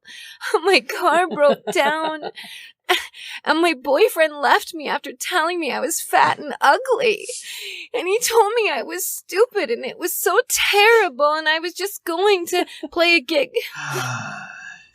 Don't make me vomit as much as you probably did this morning. Anyone else want to do anything to set up, or should we jump ahead? I'm gonna, like, have my guitar out. Okay. And have, like, you know, just be sort of, like, sadly playing because, you know, I'm playing the part of somebody who's just, like, giving up and hoping somebody will come by. And I'm gonna have my shotgun or my heavy pistol. So basically I'm gonna, like, be sitting down sadly in front of this car, and I'm gonna have my, because I'm basically wearing nothing but scraps because Torch asked me to get sexier. So I'm gonna have my heavy pistol, maybe like right inside where the car door like is rolled down, basically in the like indoor cup holder, so that I could like grab it and shoot if needed.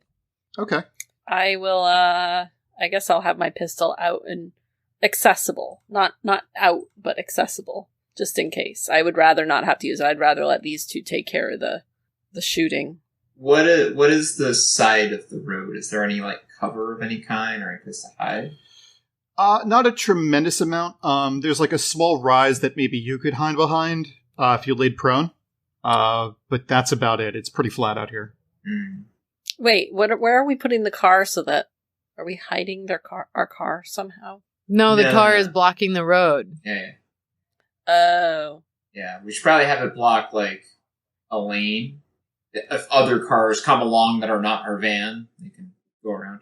It only looks slightly suspicious. Yeah, like how many people drive past that I'm like, no, I'm fine. It's thank you. Nope, just waiting for a friend. Nope, I've got someone coming. It's okay. Yeah, nope, thank you. No, it's deserted. It's fine. There's no one else here. Stop looking at me like this. This sexy outfit is not for you. It's for the honeypot. I guess I will, just because I want to be able, if they do keep driving, to like jump in the driver's seat and chase. I'm gonna actually hide on the other side of the car.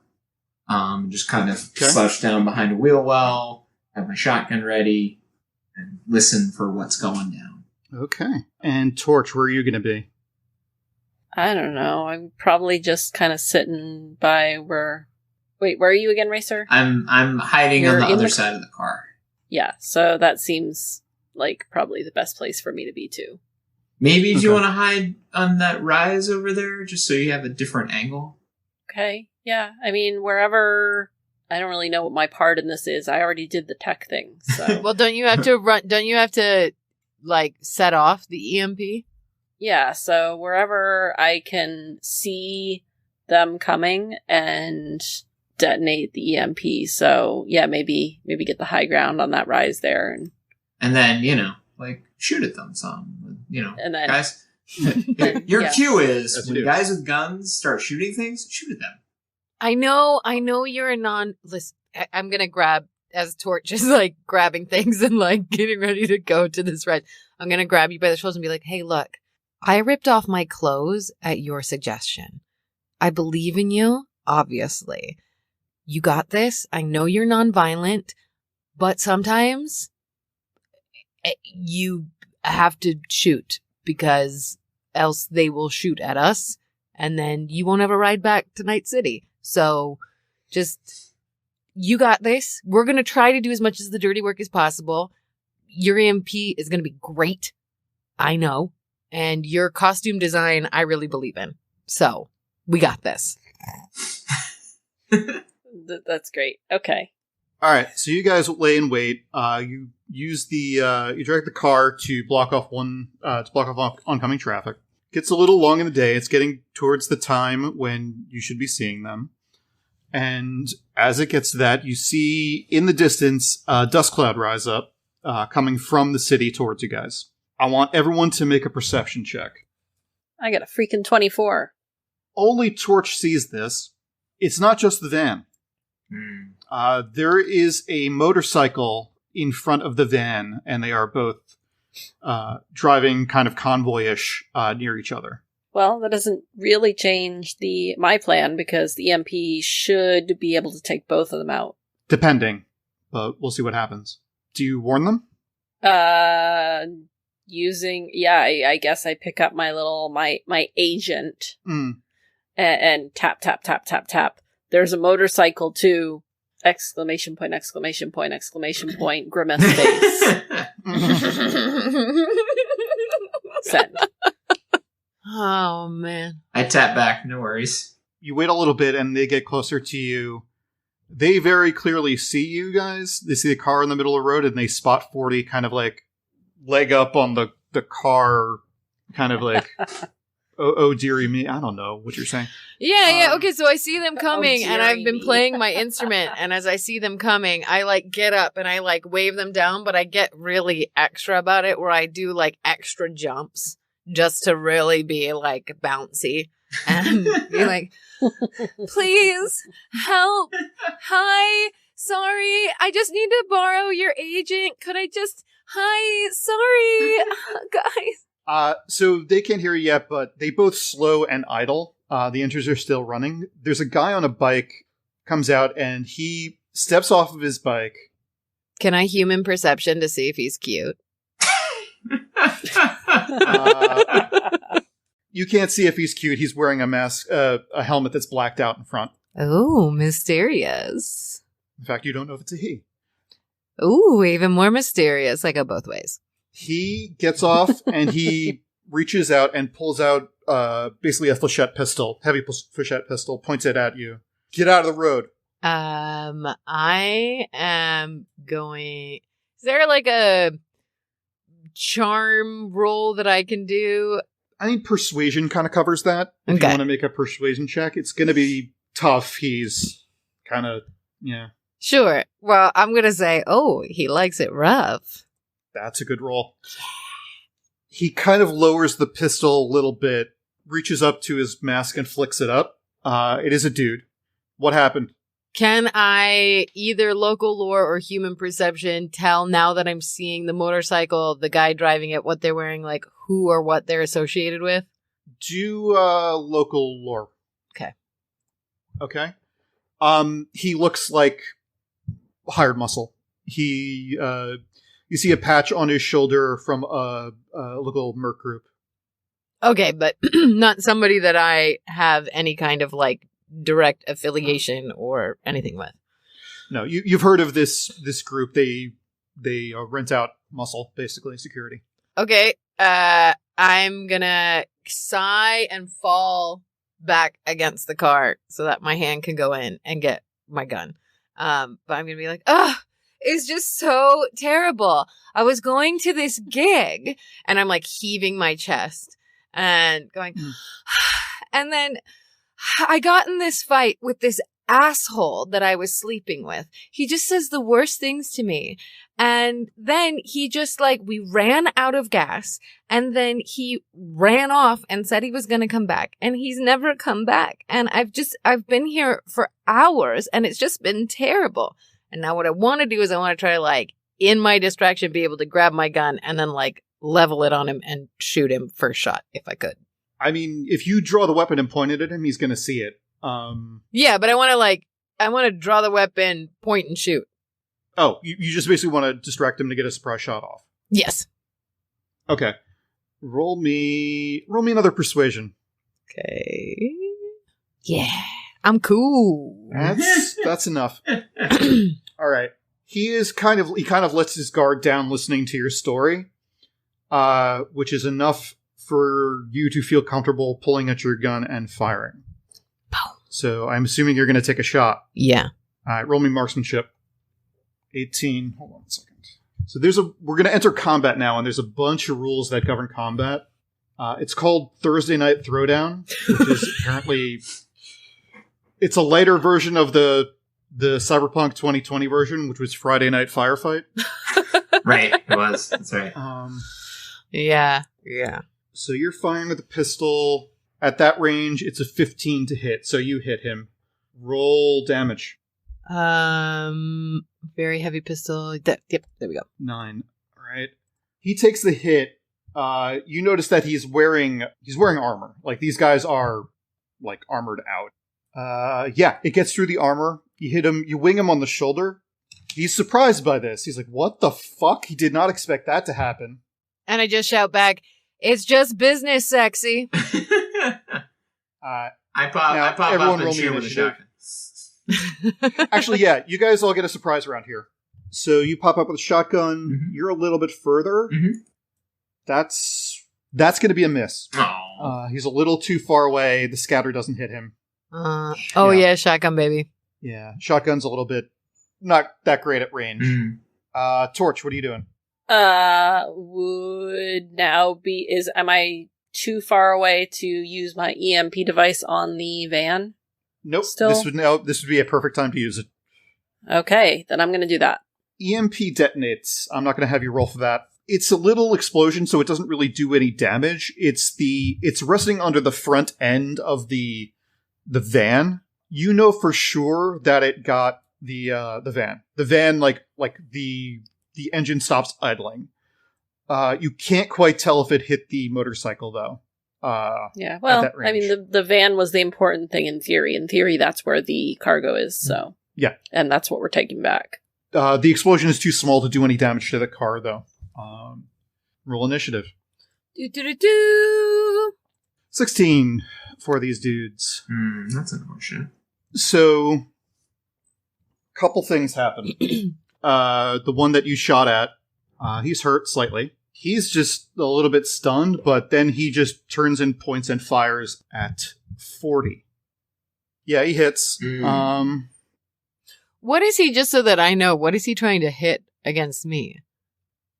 So it's not armor, it's range, basically, for these. Got it. Weapon fire is governed by range unless you have a high enough reflexes that you can actually dodge bullets, but you can't, because you're not cybered up enough for that. And my armor says Kevlar, head 7, body 7. What is that? Okay, so this is what happens is, the way armor works, he hits your body, basically. You can't hit head unless you're aiming for it, basically. Okay. Which you can do, it's a weak spot shot. That 7 will negate 7 points of damage. Okay. So he rolled a 16, so you take 9. But it also... It wears out it ablates the armor in the term of the thing, so you lose 1 armor from that spot, so your armor there is now 6. Got it. Oh, also, for your combat round, you get an action and a move. And move is governed by your move stat. This guy will step out of the van. He is going to... you're kind of too far to do anything at the moment, so he's going to actually check under the hood of under where he felt that explosion and see what's down there. He sees the EMP and he's like, oh, fuck. And then he goes back to the door and pulls out from the cab of the truck an assault rifle. Oh! And that's it. 40, your go. I want to rush the motorcycle driver and use my slice and dice augment that cuts through any organic material or plastics, can be used as a garrote, cutter, or slice whip. And I'm going to try to slice this guy's throat. Or maybe my classic, maybe knees. Whatever looks less armored. Like, does he have, like, is he wearing, like, heavy, like, I'm presuming he was riding a motorcycle. Like, what seems to be the easiest access point to basically, like, rush him and, like, phew! So he's wearing armor that looks a lot like yours. Fairly light, but, enough to stop a bullet or two. I mean, if you take a swipe at him, you'll just kind of, like, tear at him with a monofilament wire. But there's not, like, a way for me to be precise about being like, I want to slit his throat. You can try. If you want to do a cold shot like that, this is how it works mechanically. -6 to hit. Okay. And you do double damage. So maybe, can I just do the same thing, but try to, since his visor's open, just try to shoot him in the face with my pistol? Sure, that would be a cold shot to the face, yeah. Yeah, it's the same thing, right? Yeah, basically. Okay, so I'm gonna aim. This guy got me. And I'm going to be like, I'm really sorry, sweetie. It's just business. And then I'm going to try to shoot him in the face. Okay. At that distance, it's going to be difficulty 15. But if I move closer, because I can move before I shoot, yeah? You're already within point blank range, more or less. I can't do... So, like, moving closer doesn't make that target number lower. No, you're just within, like, the first, like, breakdown is, like, 0 to 15, essentially. Got it. Okay, great. So I'm going to marksmanship, but -6. Yeah, so that's a miss. Okay, can I luck reroll? Sure. 11? Nope. How many luck rerolls can I use? You can only use one per roll, but you can use up to all of your luck. Like, you can't use luck on this again. Got it. Okay. So better luck next time.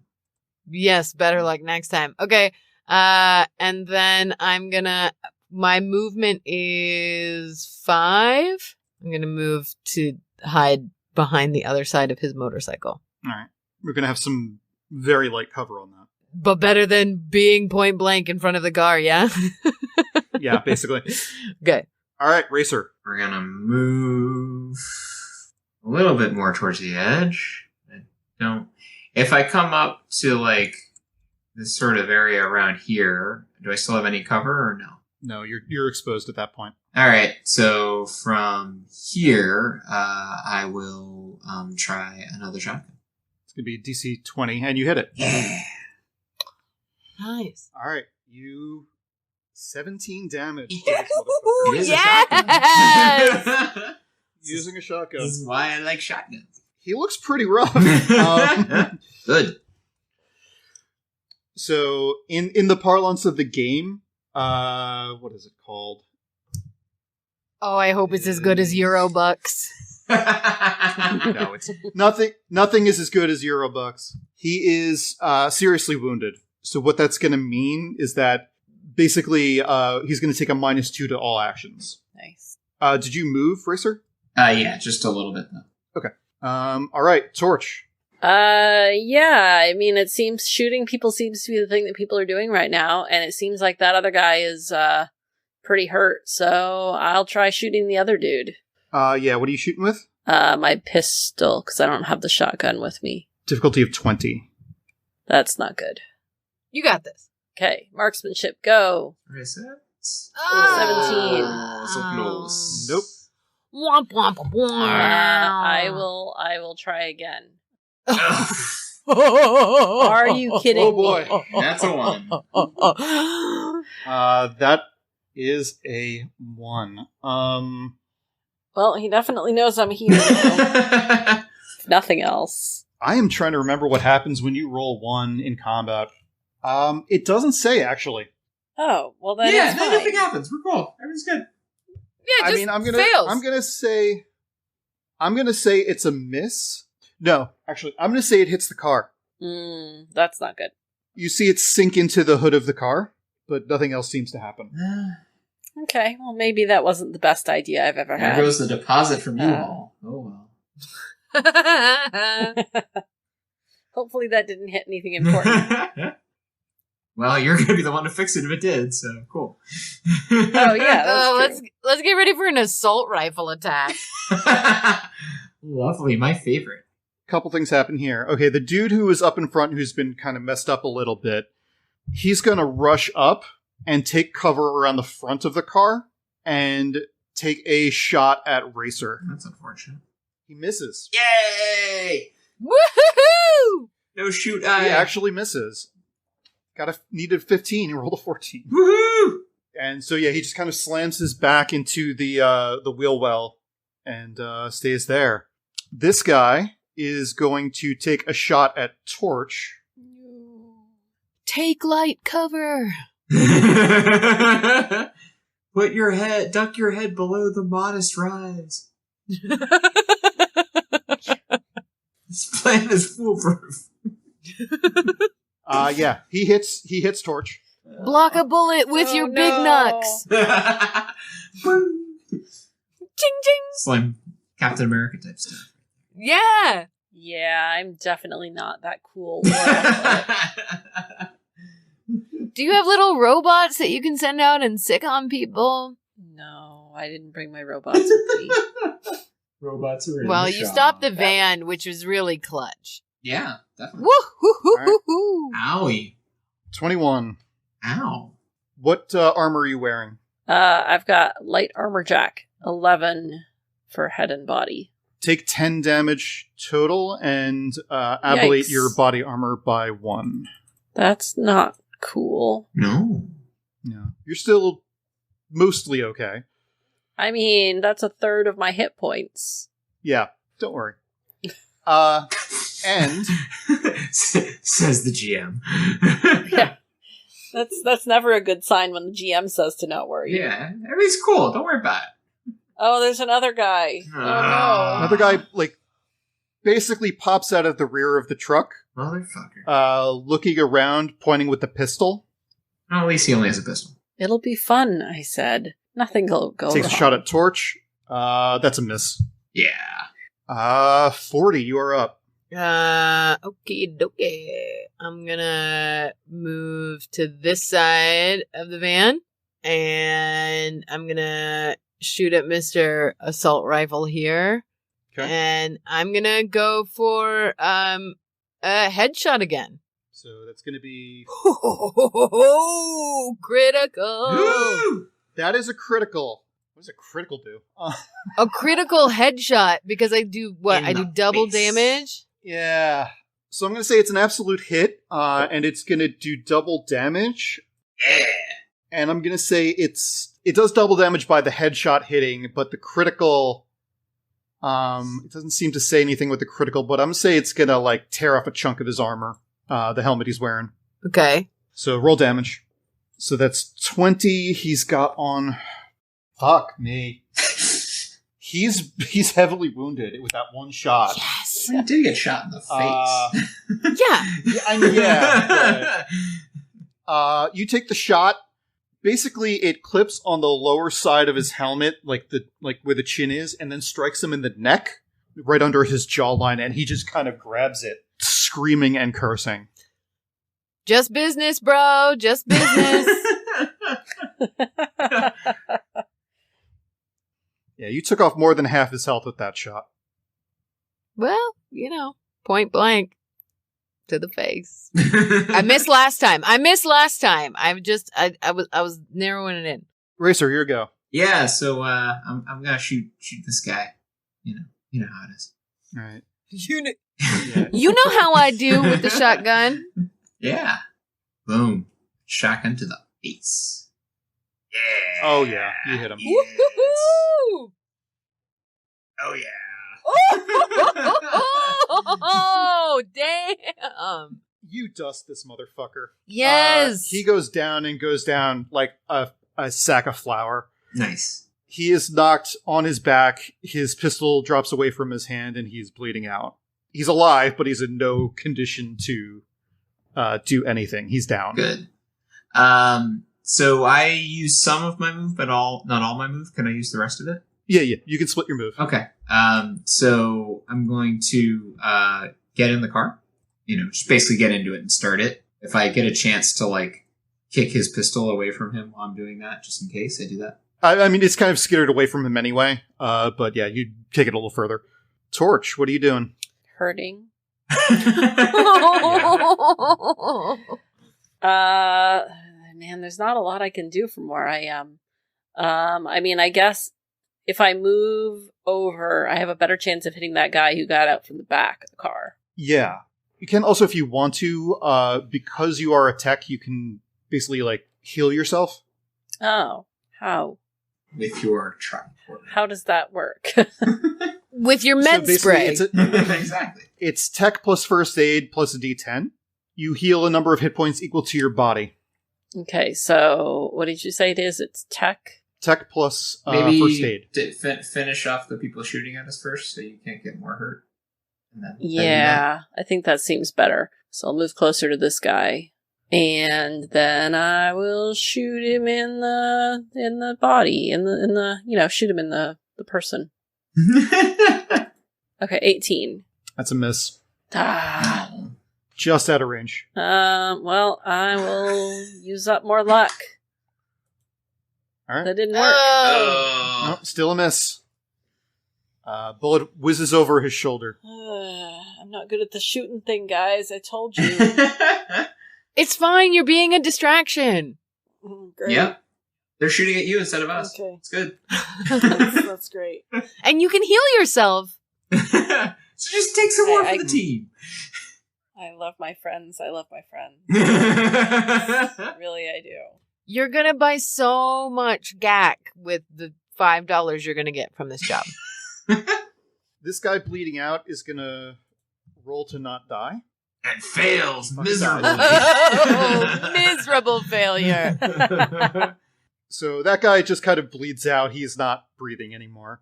The guy that 40 shot in the face is pissed, and he's going to take a shot at 40. Ironically, because he's firing with a rifle and you're that close to him, it's a little bit harder. Yeah, So see? Yeah, you rush the guy with the assault rifle. He just misses you. Yes. Oh, no, actually, he misses by a good amount because he's like, he's fucked up. So, Also that. so yeah, that goes wide. The guy who just jumped out back is gonna step forward and take a shot at Torch. No. Duck. Can I do anything about Stop, that? drop, and roll. Now, if your reflexes were high enough, you could dodge it, but it's not. Yeah. He misses. He just he shoots, and it basically hits next to your foot. Woof.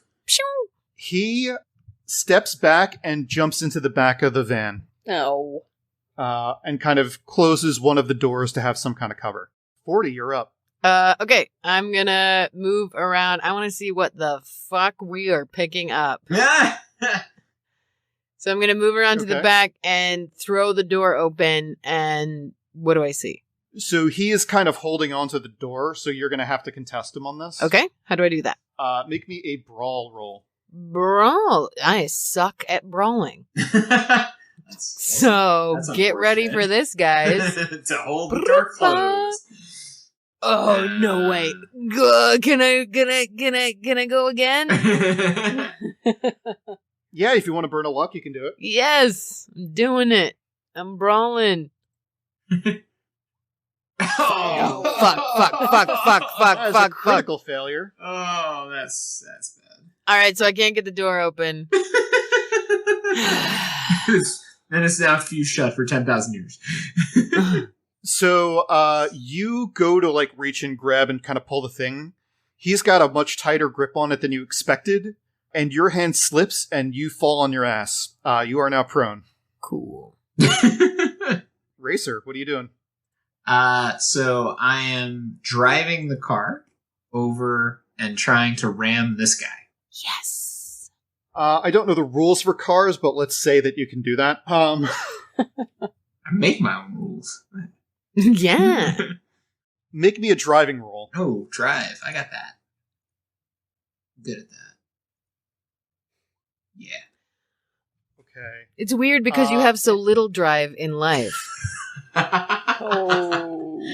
I crave power. What are you talking about? I may be flat on my ass, but I'm still sassy as fuck. Yeah, that's. I'm fearful and respectful of you now.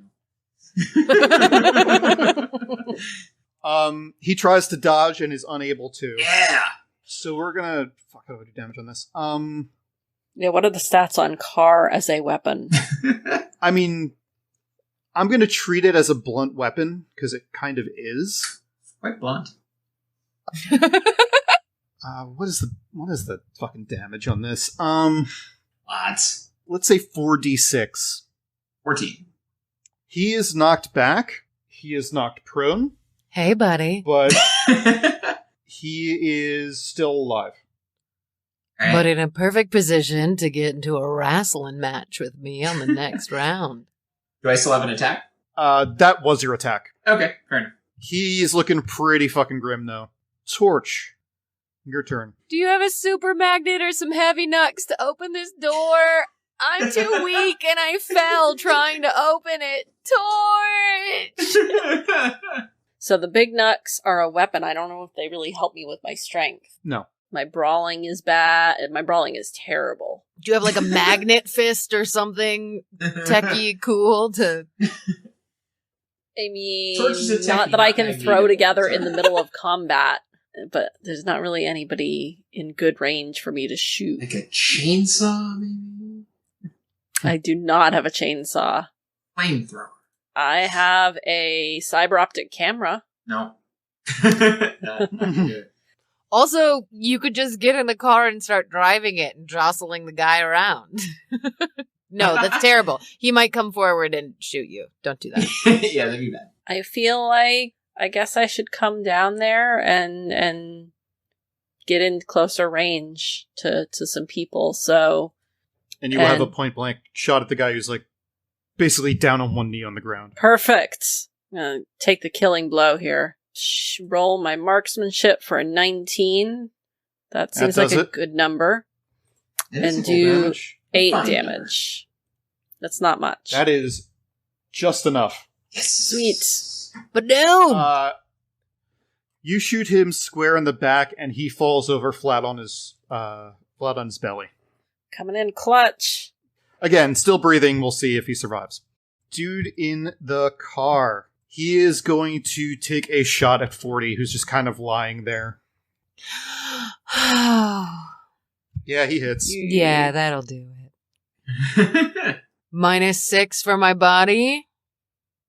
Yeah. So 3 damage. He is basically just kind of sticking his gun around the corner and firing, kind of semi-blindly. But he does hit you. All right, it is your turn, 40. Does it take my movement to get up from prone? Yes, it will take your movement. Okay, but the door is open because he shot at me? He's kind of sticking it around. He's in kind of like half cover. You can like stick your gun around and fire, or you can try to yank the door again. I'm gonna try to reach in and slice his hand with my slice and dice. So his shooting hand. So this would be a melee weapon, right? Because it's Yes. slice and dice, but it is the -6 because it's a precision shot. Yeah, if you want to aim it specifically, yes, you can. If you would just want to kind of like flip out the monofilament wire and just kind of slash at him, that would be no damage, no penalty. Okay, I'll go no penalty. 13? All right. Ty goes to the defender. You fucking bastard. I'm using another luck. I was about to say, here comes the luck. She's doing it. 15, baby. Yeah. That hits. Roll me damage on the slice and dice. Fuck that, too. Oh, wow. I never should have gotten this fucking upgrade. This is why I hate fucking Uncle Joey. He told me that his buddy had a good upgrade, and it sucks. They sold me on it as being like, oh, you could choke a guy out, you could slit his throat, and like honestly, it's just like a wet noodle that you throw at people. Never again. So yeah, the wet noodle bounces off his armor, very lightly, like shaves off a very light bit of it. Doesn't actually do any damage. Well, I don't want to blindly shoot into this thing that has our cargo. No, that's fair. But I also would like a better cyber upgrade. Racer, what are you doing? In looking through the windshield, can I see like the guy or the back at all, or is the cab kind of separate from the back? The cab is separate from the back. The back is very lightly armored. And are they only doors on the back? Like, is there a side door I can see or anything like that? No side door that you can see. Just 2 doors on the back and 2 doors in the cab. All right, then I'll move here and shoot him with my shotgun. I'm gonna say he's still in cover, Mm. but you're point blank with a shotgun. That's enough to hit him. Yeah.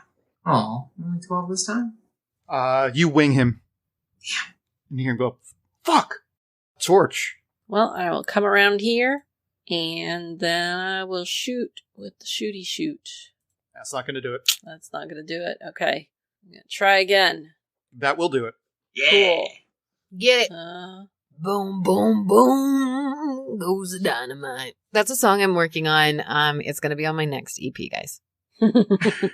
It's inspired by our many escapades. It's true.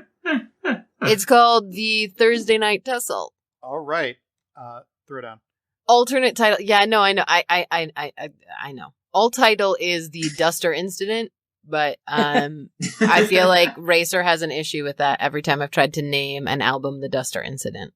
Yeah, I'm kind of good with that one. He is going to take a shot. Racer just hit him, so he's going to take a shot at Racer. Fair enough. Fuck that guy. I shot him with a shot. Would you say that he's not afraid and respectful of my wet noodle? So he hits. Not a tremendous amount of damage. Okay. Take a hit on your shoulder. I have armor of 15. Whoa! I have a heavy armor. Yeah, so that doesn't do shit to you, Yeah. actually. Don't ablate your armor. It doesn't get through. Nice. That's right. I forgot you had a heavy armor, Jack. Hell yeah, dude. No ablation. All right, 40, what are you doing? Oh, gosh. I'm going to jerk with all my might to get this guy out of this fucking thing. I'm going to try to pull the door open. What is this? Might is right. What do I roll again? Roll me Brawl. Yeah. Oh, right. That I'm terrible at. Nope. Oh, I'm going to luck it. I'm going to luck it. You're sick. Yeah. Yeah. All right. You manage to yank the door open. He loses his grip on it, and he is fully exposed. He looks at all of you guys, throws down his gun, and just puts his hands up. Not worth dying for. All right. Tell me about it, bro. Sweet. Can we, tie this dude up and, Take his weapons. yeah. He comes out. He's compliant. He puts his hands behind his back. Do you have anything to tie him with? I've probably got some, zip ties in my bag-o tech stuff. Okay. If there's Or one thing duct I tape. know, about you, it's that you have tidy cabling. It's very important. It is. Damn It's, straight. it's crucial. I learned it from you. Mhm, mhm. He kind of looks at you guys like, just do me a solid and just call a trauma team or something to get me out of here. I don't want to walk all the way back to Night City. I mean, you want that guy's motorcycle? I mean, Let's exchange Yeah. numbers. Who do you work for? I work for... 40. He gestures to his shoulder patch. He's like, I work for Dark Skies Security. Yeah, but who hired you? Who hired Dark Skies for the... I don't know the client. I just get put on these runs. All right. Well, could I sweet talk this guy to be like, look, it's all in a day's work, right? We're living in Night City. This shit happens all the time. We got a job. You got a job. We bested you this time. But you could have your buddy's motorcycle if you wanted. We're not greedy assholes. He's kind of very much of the same mind. He's like, all right, if you want to give me the motorcycle, I'll take it. Can I talk to my friends discreetly while he's still being compliant? Yeah. Guys, I kind of want to cut his tongue out. Jesus. 40. I feel like we should probably just zip tie him and leave him here. Yeah, I'm kind of more of that We crazy. already killed 2 dudes. Do you really need to maim a 3rd? I mean, I guess, do we care that people know that we did this job or not? This is a fair point. You weren't told necessarily to, kill everyone, keep it quiet, so. It doesn't, okay, so keeping it quiet doesn't matter. We have no directive to, keep it quiet. We haven't been told No. to, no. No, Mortal didn't tell you anything like that. All right, so, Yeah, I think we just leave him out here tied up. And when we Well, make some distance, I mean, let So, what if we tie him to the bike, and if he's good enough, he'll get himself untied? Sure. sure. I mean, the same thing if we just leave him on the ground tied here, right? He's the bike. I know, but we could make it, maybe have a friend. I don't have a lot of friends. I don't know if you know this about me, but Yes, I'm one more. you actually are my only one friend, Racer, and Torch. Honestly, I think you just put up with me. So, And this is why your Fair. songs of anguish and despair are so popular. thank you. They really are. I feel like they're growing, in popularity. I think I might like you more if you didn't cut this guy's tongue out. Okay.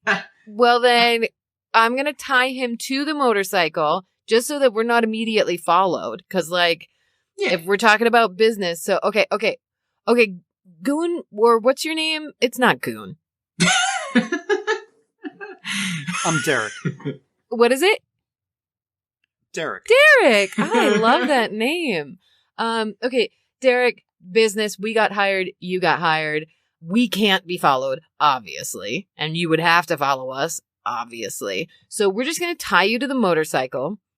Take your time getting out of those ties. But, you got to ride to get out of here. And we got to go complete our job.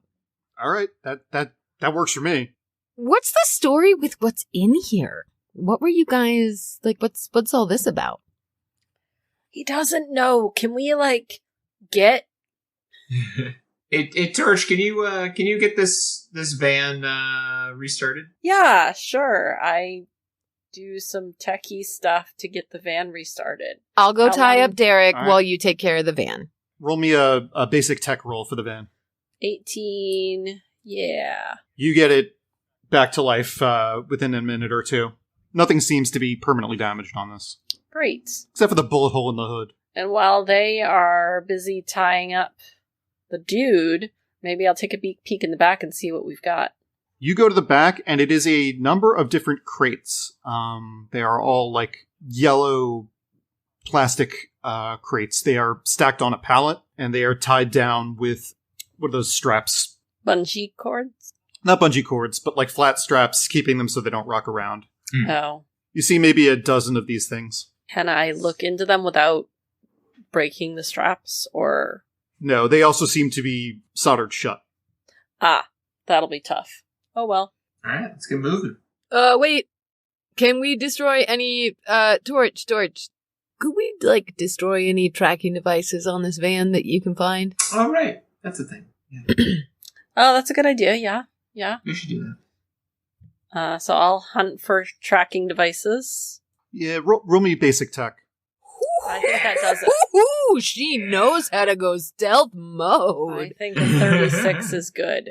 So you're searching along the dashboard, and you're running your fingers underneath the dash. You feel what feels like a small little piece of metal. You pull it out, and it is you recognize it immediately. It's basically a small transponder, and it just basically gives location, but doesn't transmit video or sound or anything like that.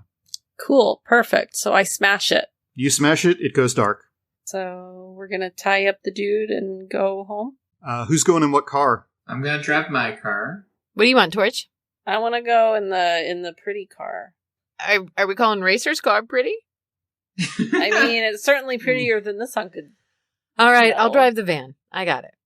It's fine. I've driven a lot of tour vans in my time. I'm very comfortable with this. I will take care of it. Wait, did you say that you're a musician? Wow. Because I wasn't sure that I got that. Wow. All right, so you guys convoy it back to town. So misunderstood. Without incident.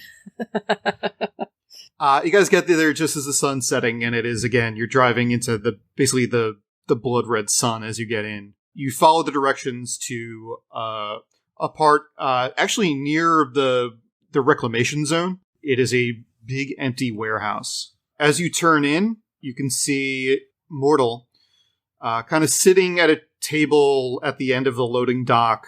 He's reading the scram sheets, basically, the paper, basically. And he looks up as you enter. Got a special delivery for a Mr. Mortal? Let me take a look. So he gets up, walks to the van. He kind of glances at the bullet hole in the hood and walks to the back doors and opens them wide. Ah, it's finally here. Jumps up and walks in and counts him 6, 7, 8, 9, 10, 11, 12. That's all of them. Well done. Who am I paying?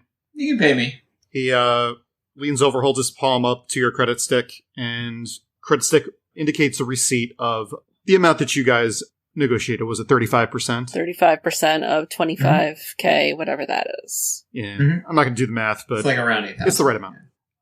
Mortal looks at you guys, and he's like, so are you curious? Yeah. Yes. Come on in. And he gestures you guys to come into the back of the truck with him. Okay. Better be Go on. worth all those bullet holes that I still haven't healed. I'm still bleeding, by the way. So Mortal like kind of pulls one of them out a little bit, and he reaches into his pocket and he pulls out basically like a laser box cutter. Ooh, I gotta get me one of those. Cuts along the top to create like a lid and throws it open. Inside, this crate is filled with blocks of cheese. He looks over at you guys. Parmigiano Reggiano. The real thing. This is really hard to get in this, and I got some crazy chef motherfucker sponsored by some corp who wanted it. Cool. Jeez, Okay. huh? I'm lactose intolerant, so not really my thing. But you could probably make a good pasta with it. Good on you. You got a hookup for the real deal. This isn't some Recombinator bullshit. You guys want a little slice? Yes.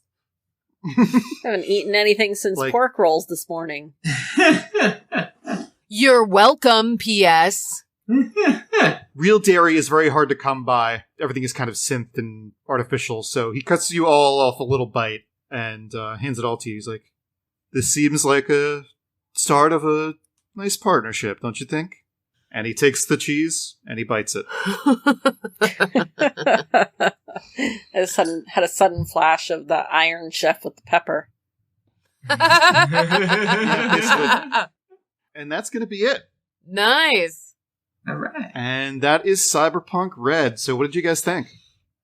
April Lynn, you were the most sort of Oh, like everyone got really quiet all of a I feel sudden. bad because I feel like I always steamroll these things. So I mean, it was about what I expected. It was rolling things on stat charts and running missions and shooting things, and was less cyberpunky than I was expecting. I was expecting we didn't even get our noodles. We got cheese instead of noodles. We did get Pork pork buns. rolls. you got pork buns. Pork buns is pretty good. And we did get rained on. So that was pretty cool.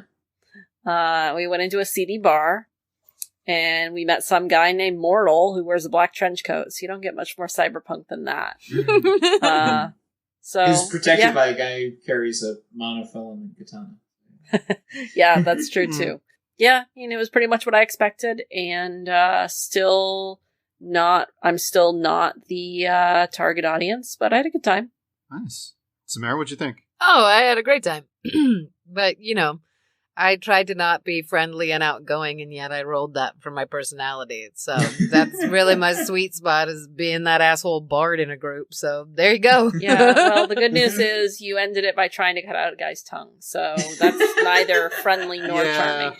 I don't understand. I felt like there was a lot of hostility towards 40. That's the one thing. So I didn't like about this game was the hostility I felt from my friends.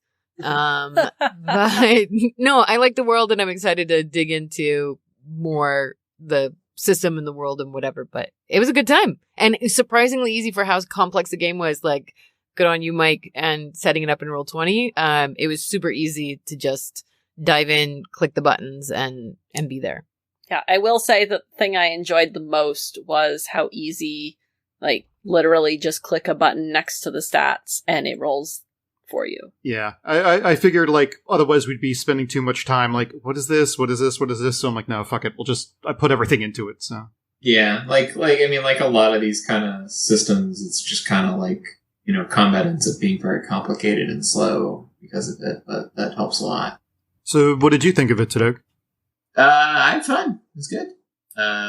It's a setting that is very atmospheric, which I like. Yeah, the kind of setup, pretty well matches like the classic kind of Cyberpunk 2020 or Shadowrun type mission for a little one shot, and I don't know, had a good time. Got me excited for the video game. Video game's going to be even more intense, though. I can bet. Oh, sure. But the idea, well, again, we'll get into this, but like, I like the idea of the world and the character building of and I know that maybe my character was a little bit more this way because of the background, but like, who's hiring you? What are you delivering? Like the mystery that's there behind, like, what are you doing and why and what for was kind of fun. And I'm sure that the video game itself will get into a lot of that kind of sensibility of like, you made the decision, but was it the wrong one? Or are you working for the enemy? Are you working against your own interests? Yeah, I mean, I tried to give a little bit of the mystery with, like, you know, who are these weird guys and what are you delivering, and then had them be very straightforward answers at the end. And the cheese is actually like a kind of... I didn't come up with the cheese, but that's actually part of the scenario, but I thought it was fucking hysterical. Isn't there some, like, dumb business book called, like, Who Stole the Cheese? Or Who Moved My Cheese? Yes. Oh, sure. I have no doubt. But we've been running for a while now. I think that's gonna do it for us today in this episode of One Shot Test Kitchen. If you are interested in getting your own copy, the Jumpstart Kit is available now, or you can get the full version later this year at rtalsoriangames.com. Tadog, thank you so much for joining us on this. Where can people find you online? That's not a very good edge runner question.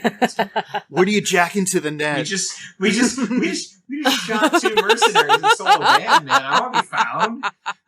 What's your handle when you're surfing the? Oh, I gave Derek cyber? my number. Shit. Yeah, you gotta regret that one. I don't really have a whole lot of online presence, I'll be honest. That's all right. No need. Thank you for coming and helping us. Yeah, thanks for having me. April Lynn, where can people find you? I am on Instagram at ALCAOUETTE, and you can check out my belated running late Inktober hand lettering experience. And you can also find me on lovethynerd.com, where I write about games and nerd culture. Cool. Samara? I am on Instagram at Naomi and on Twitter at Samara Naomi.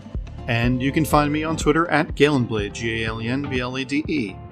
Also, be sure to follow us on Twitter, Facebook, and Instagram at OSTK Podcast.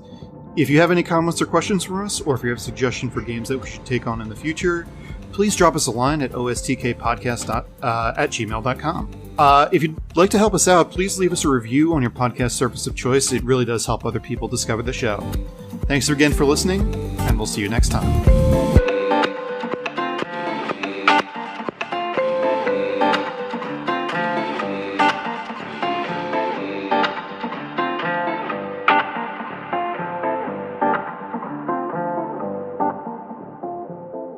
I do double damage for like the smart shot or whatever, the tough shot. Those are some words. What? I don't know. It's a Thursday night tussle, okay? Throwdown. Throwdown. Throwdown. Sorry, it's a throwdown. We're gonna have a wee tussle this Thursday. Come on by.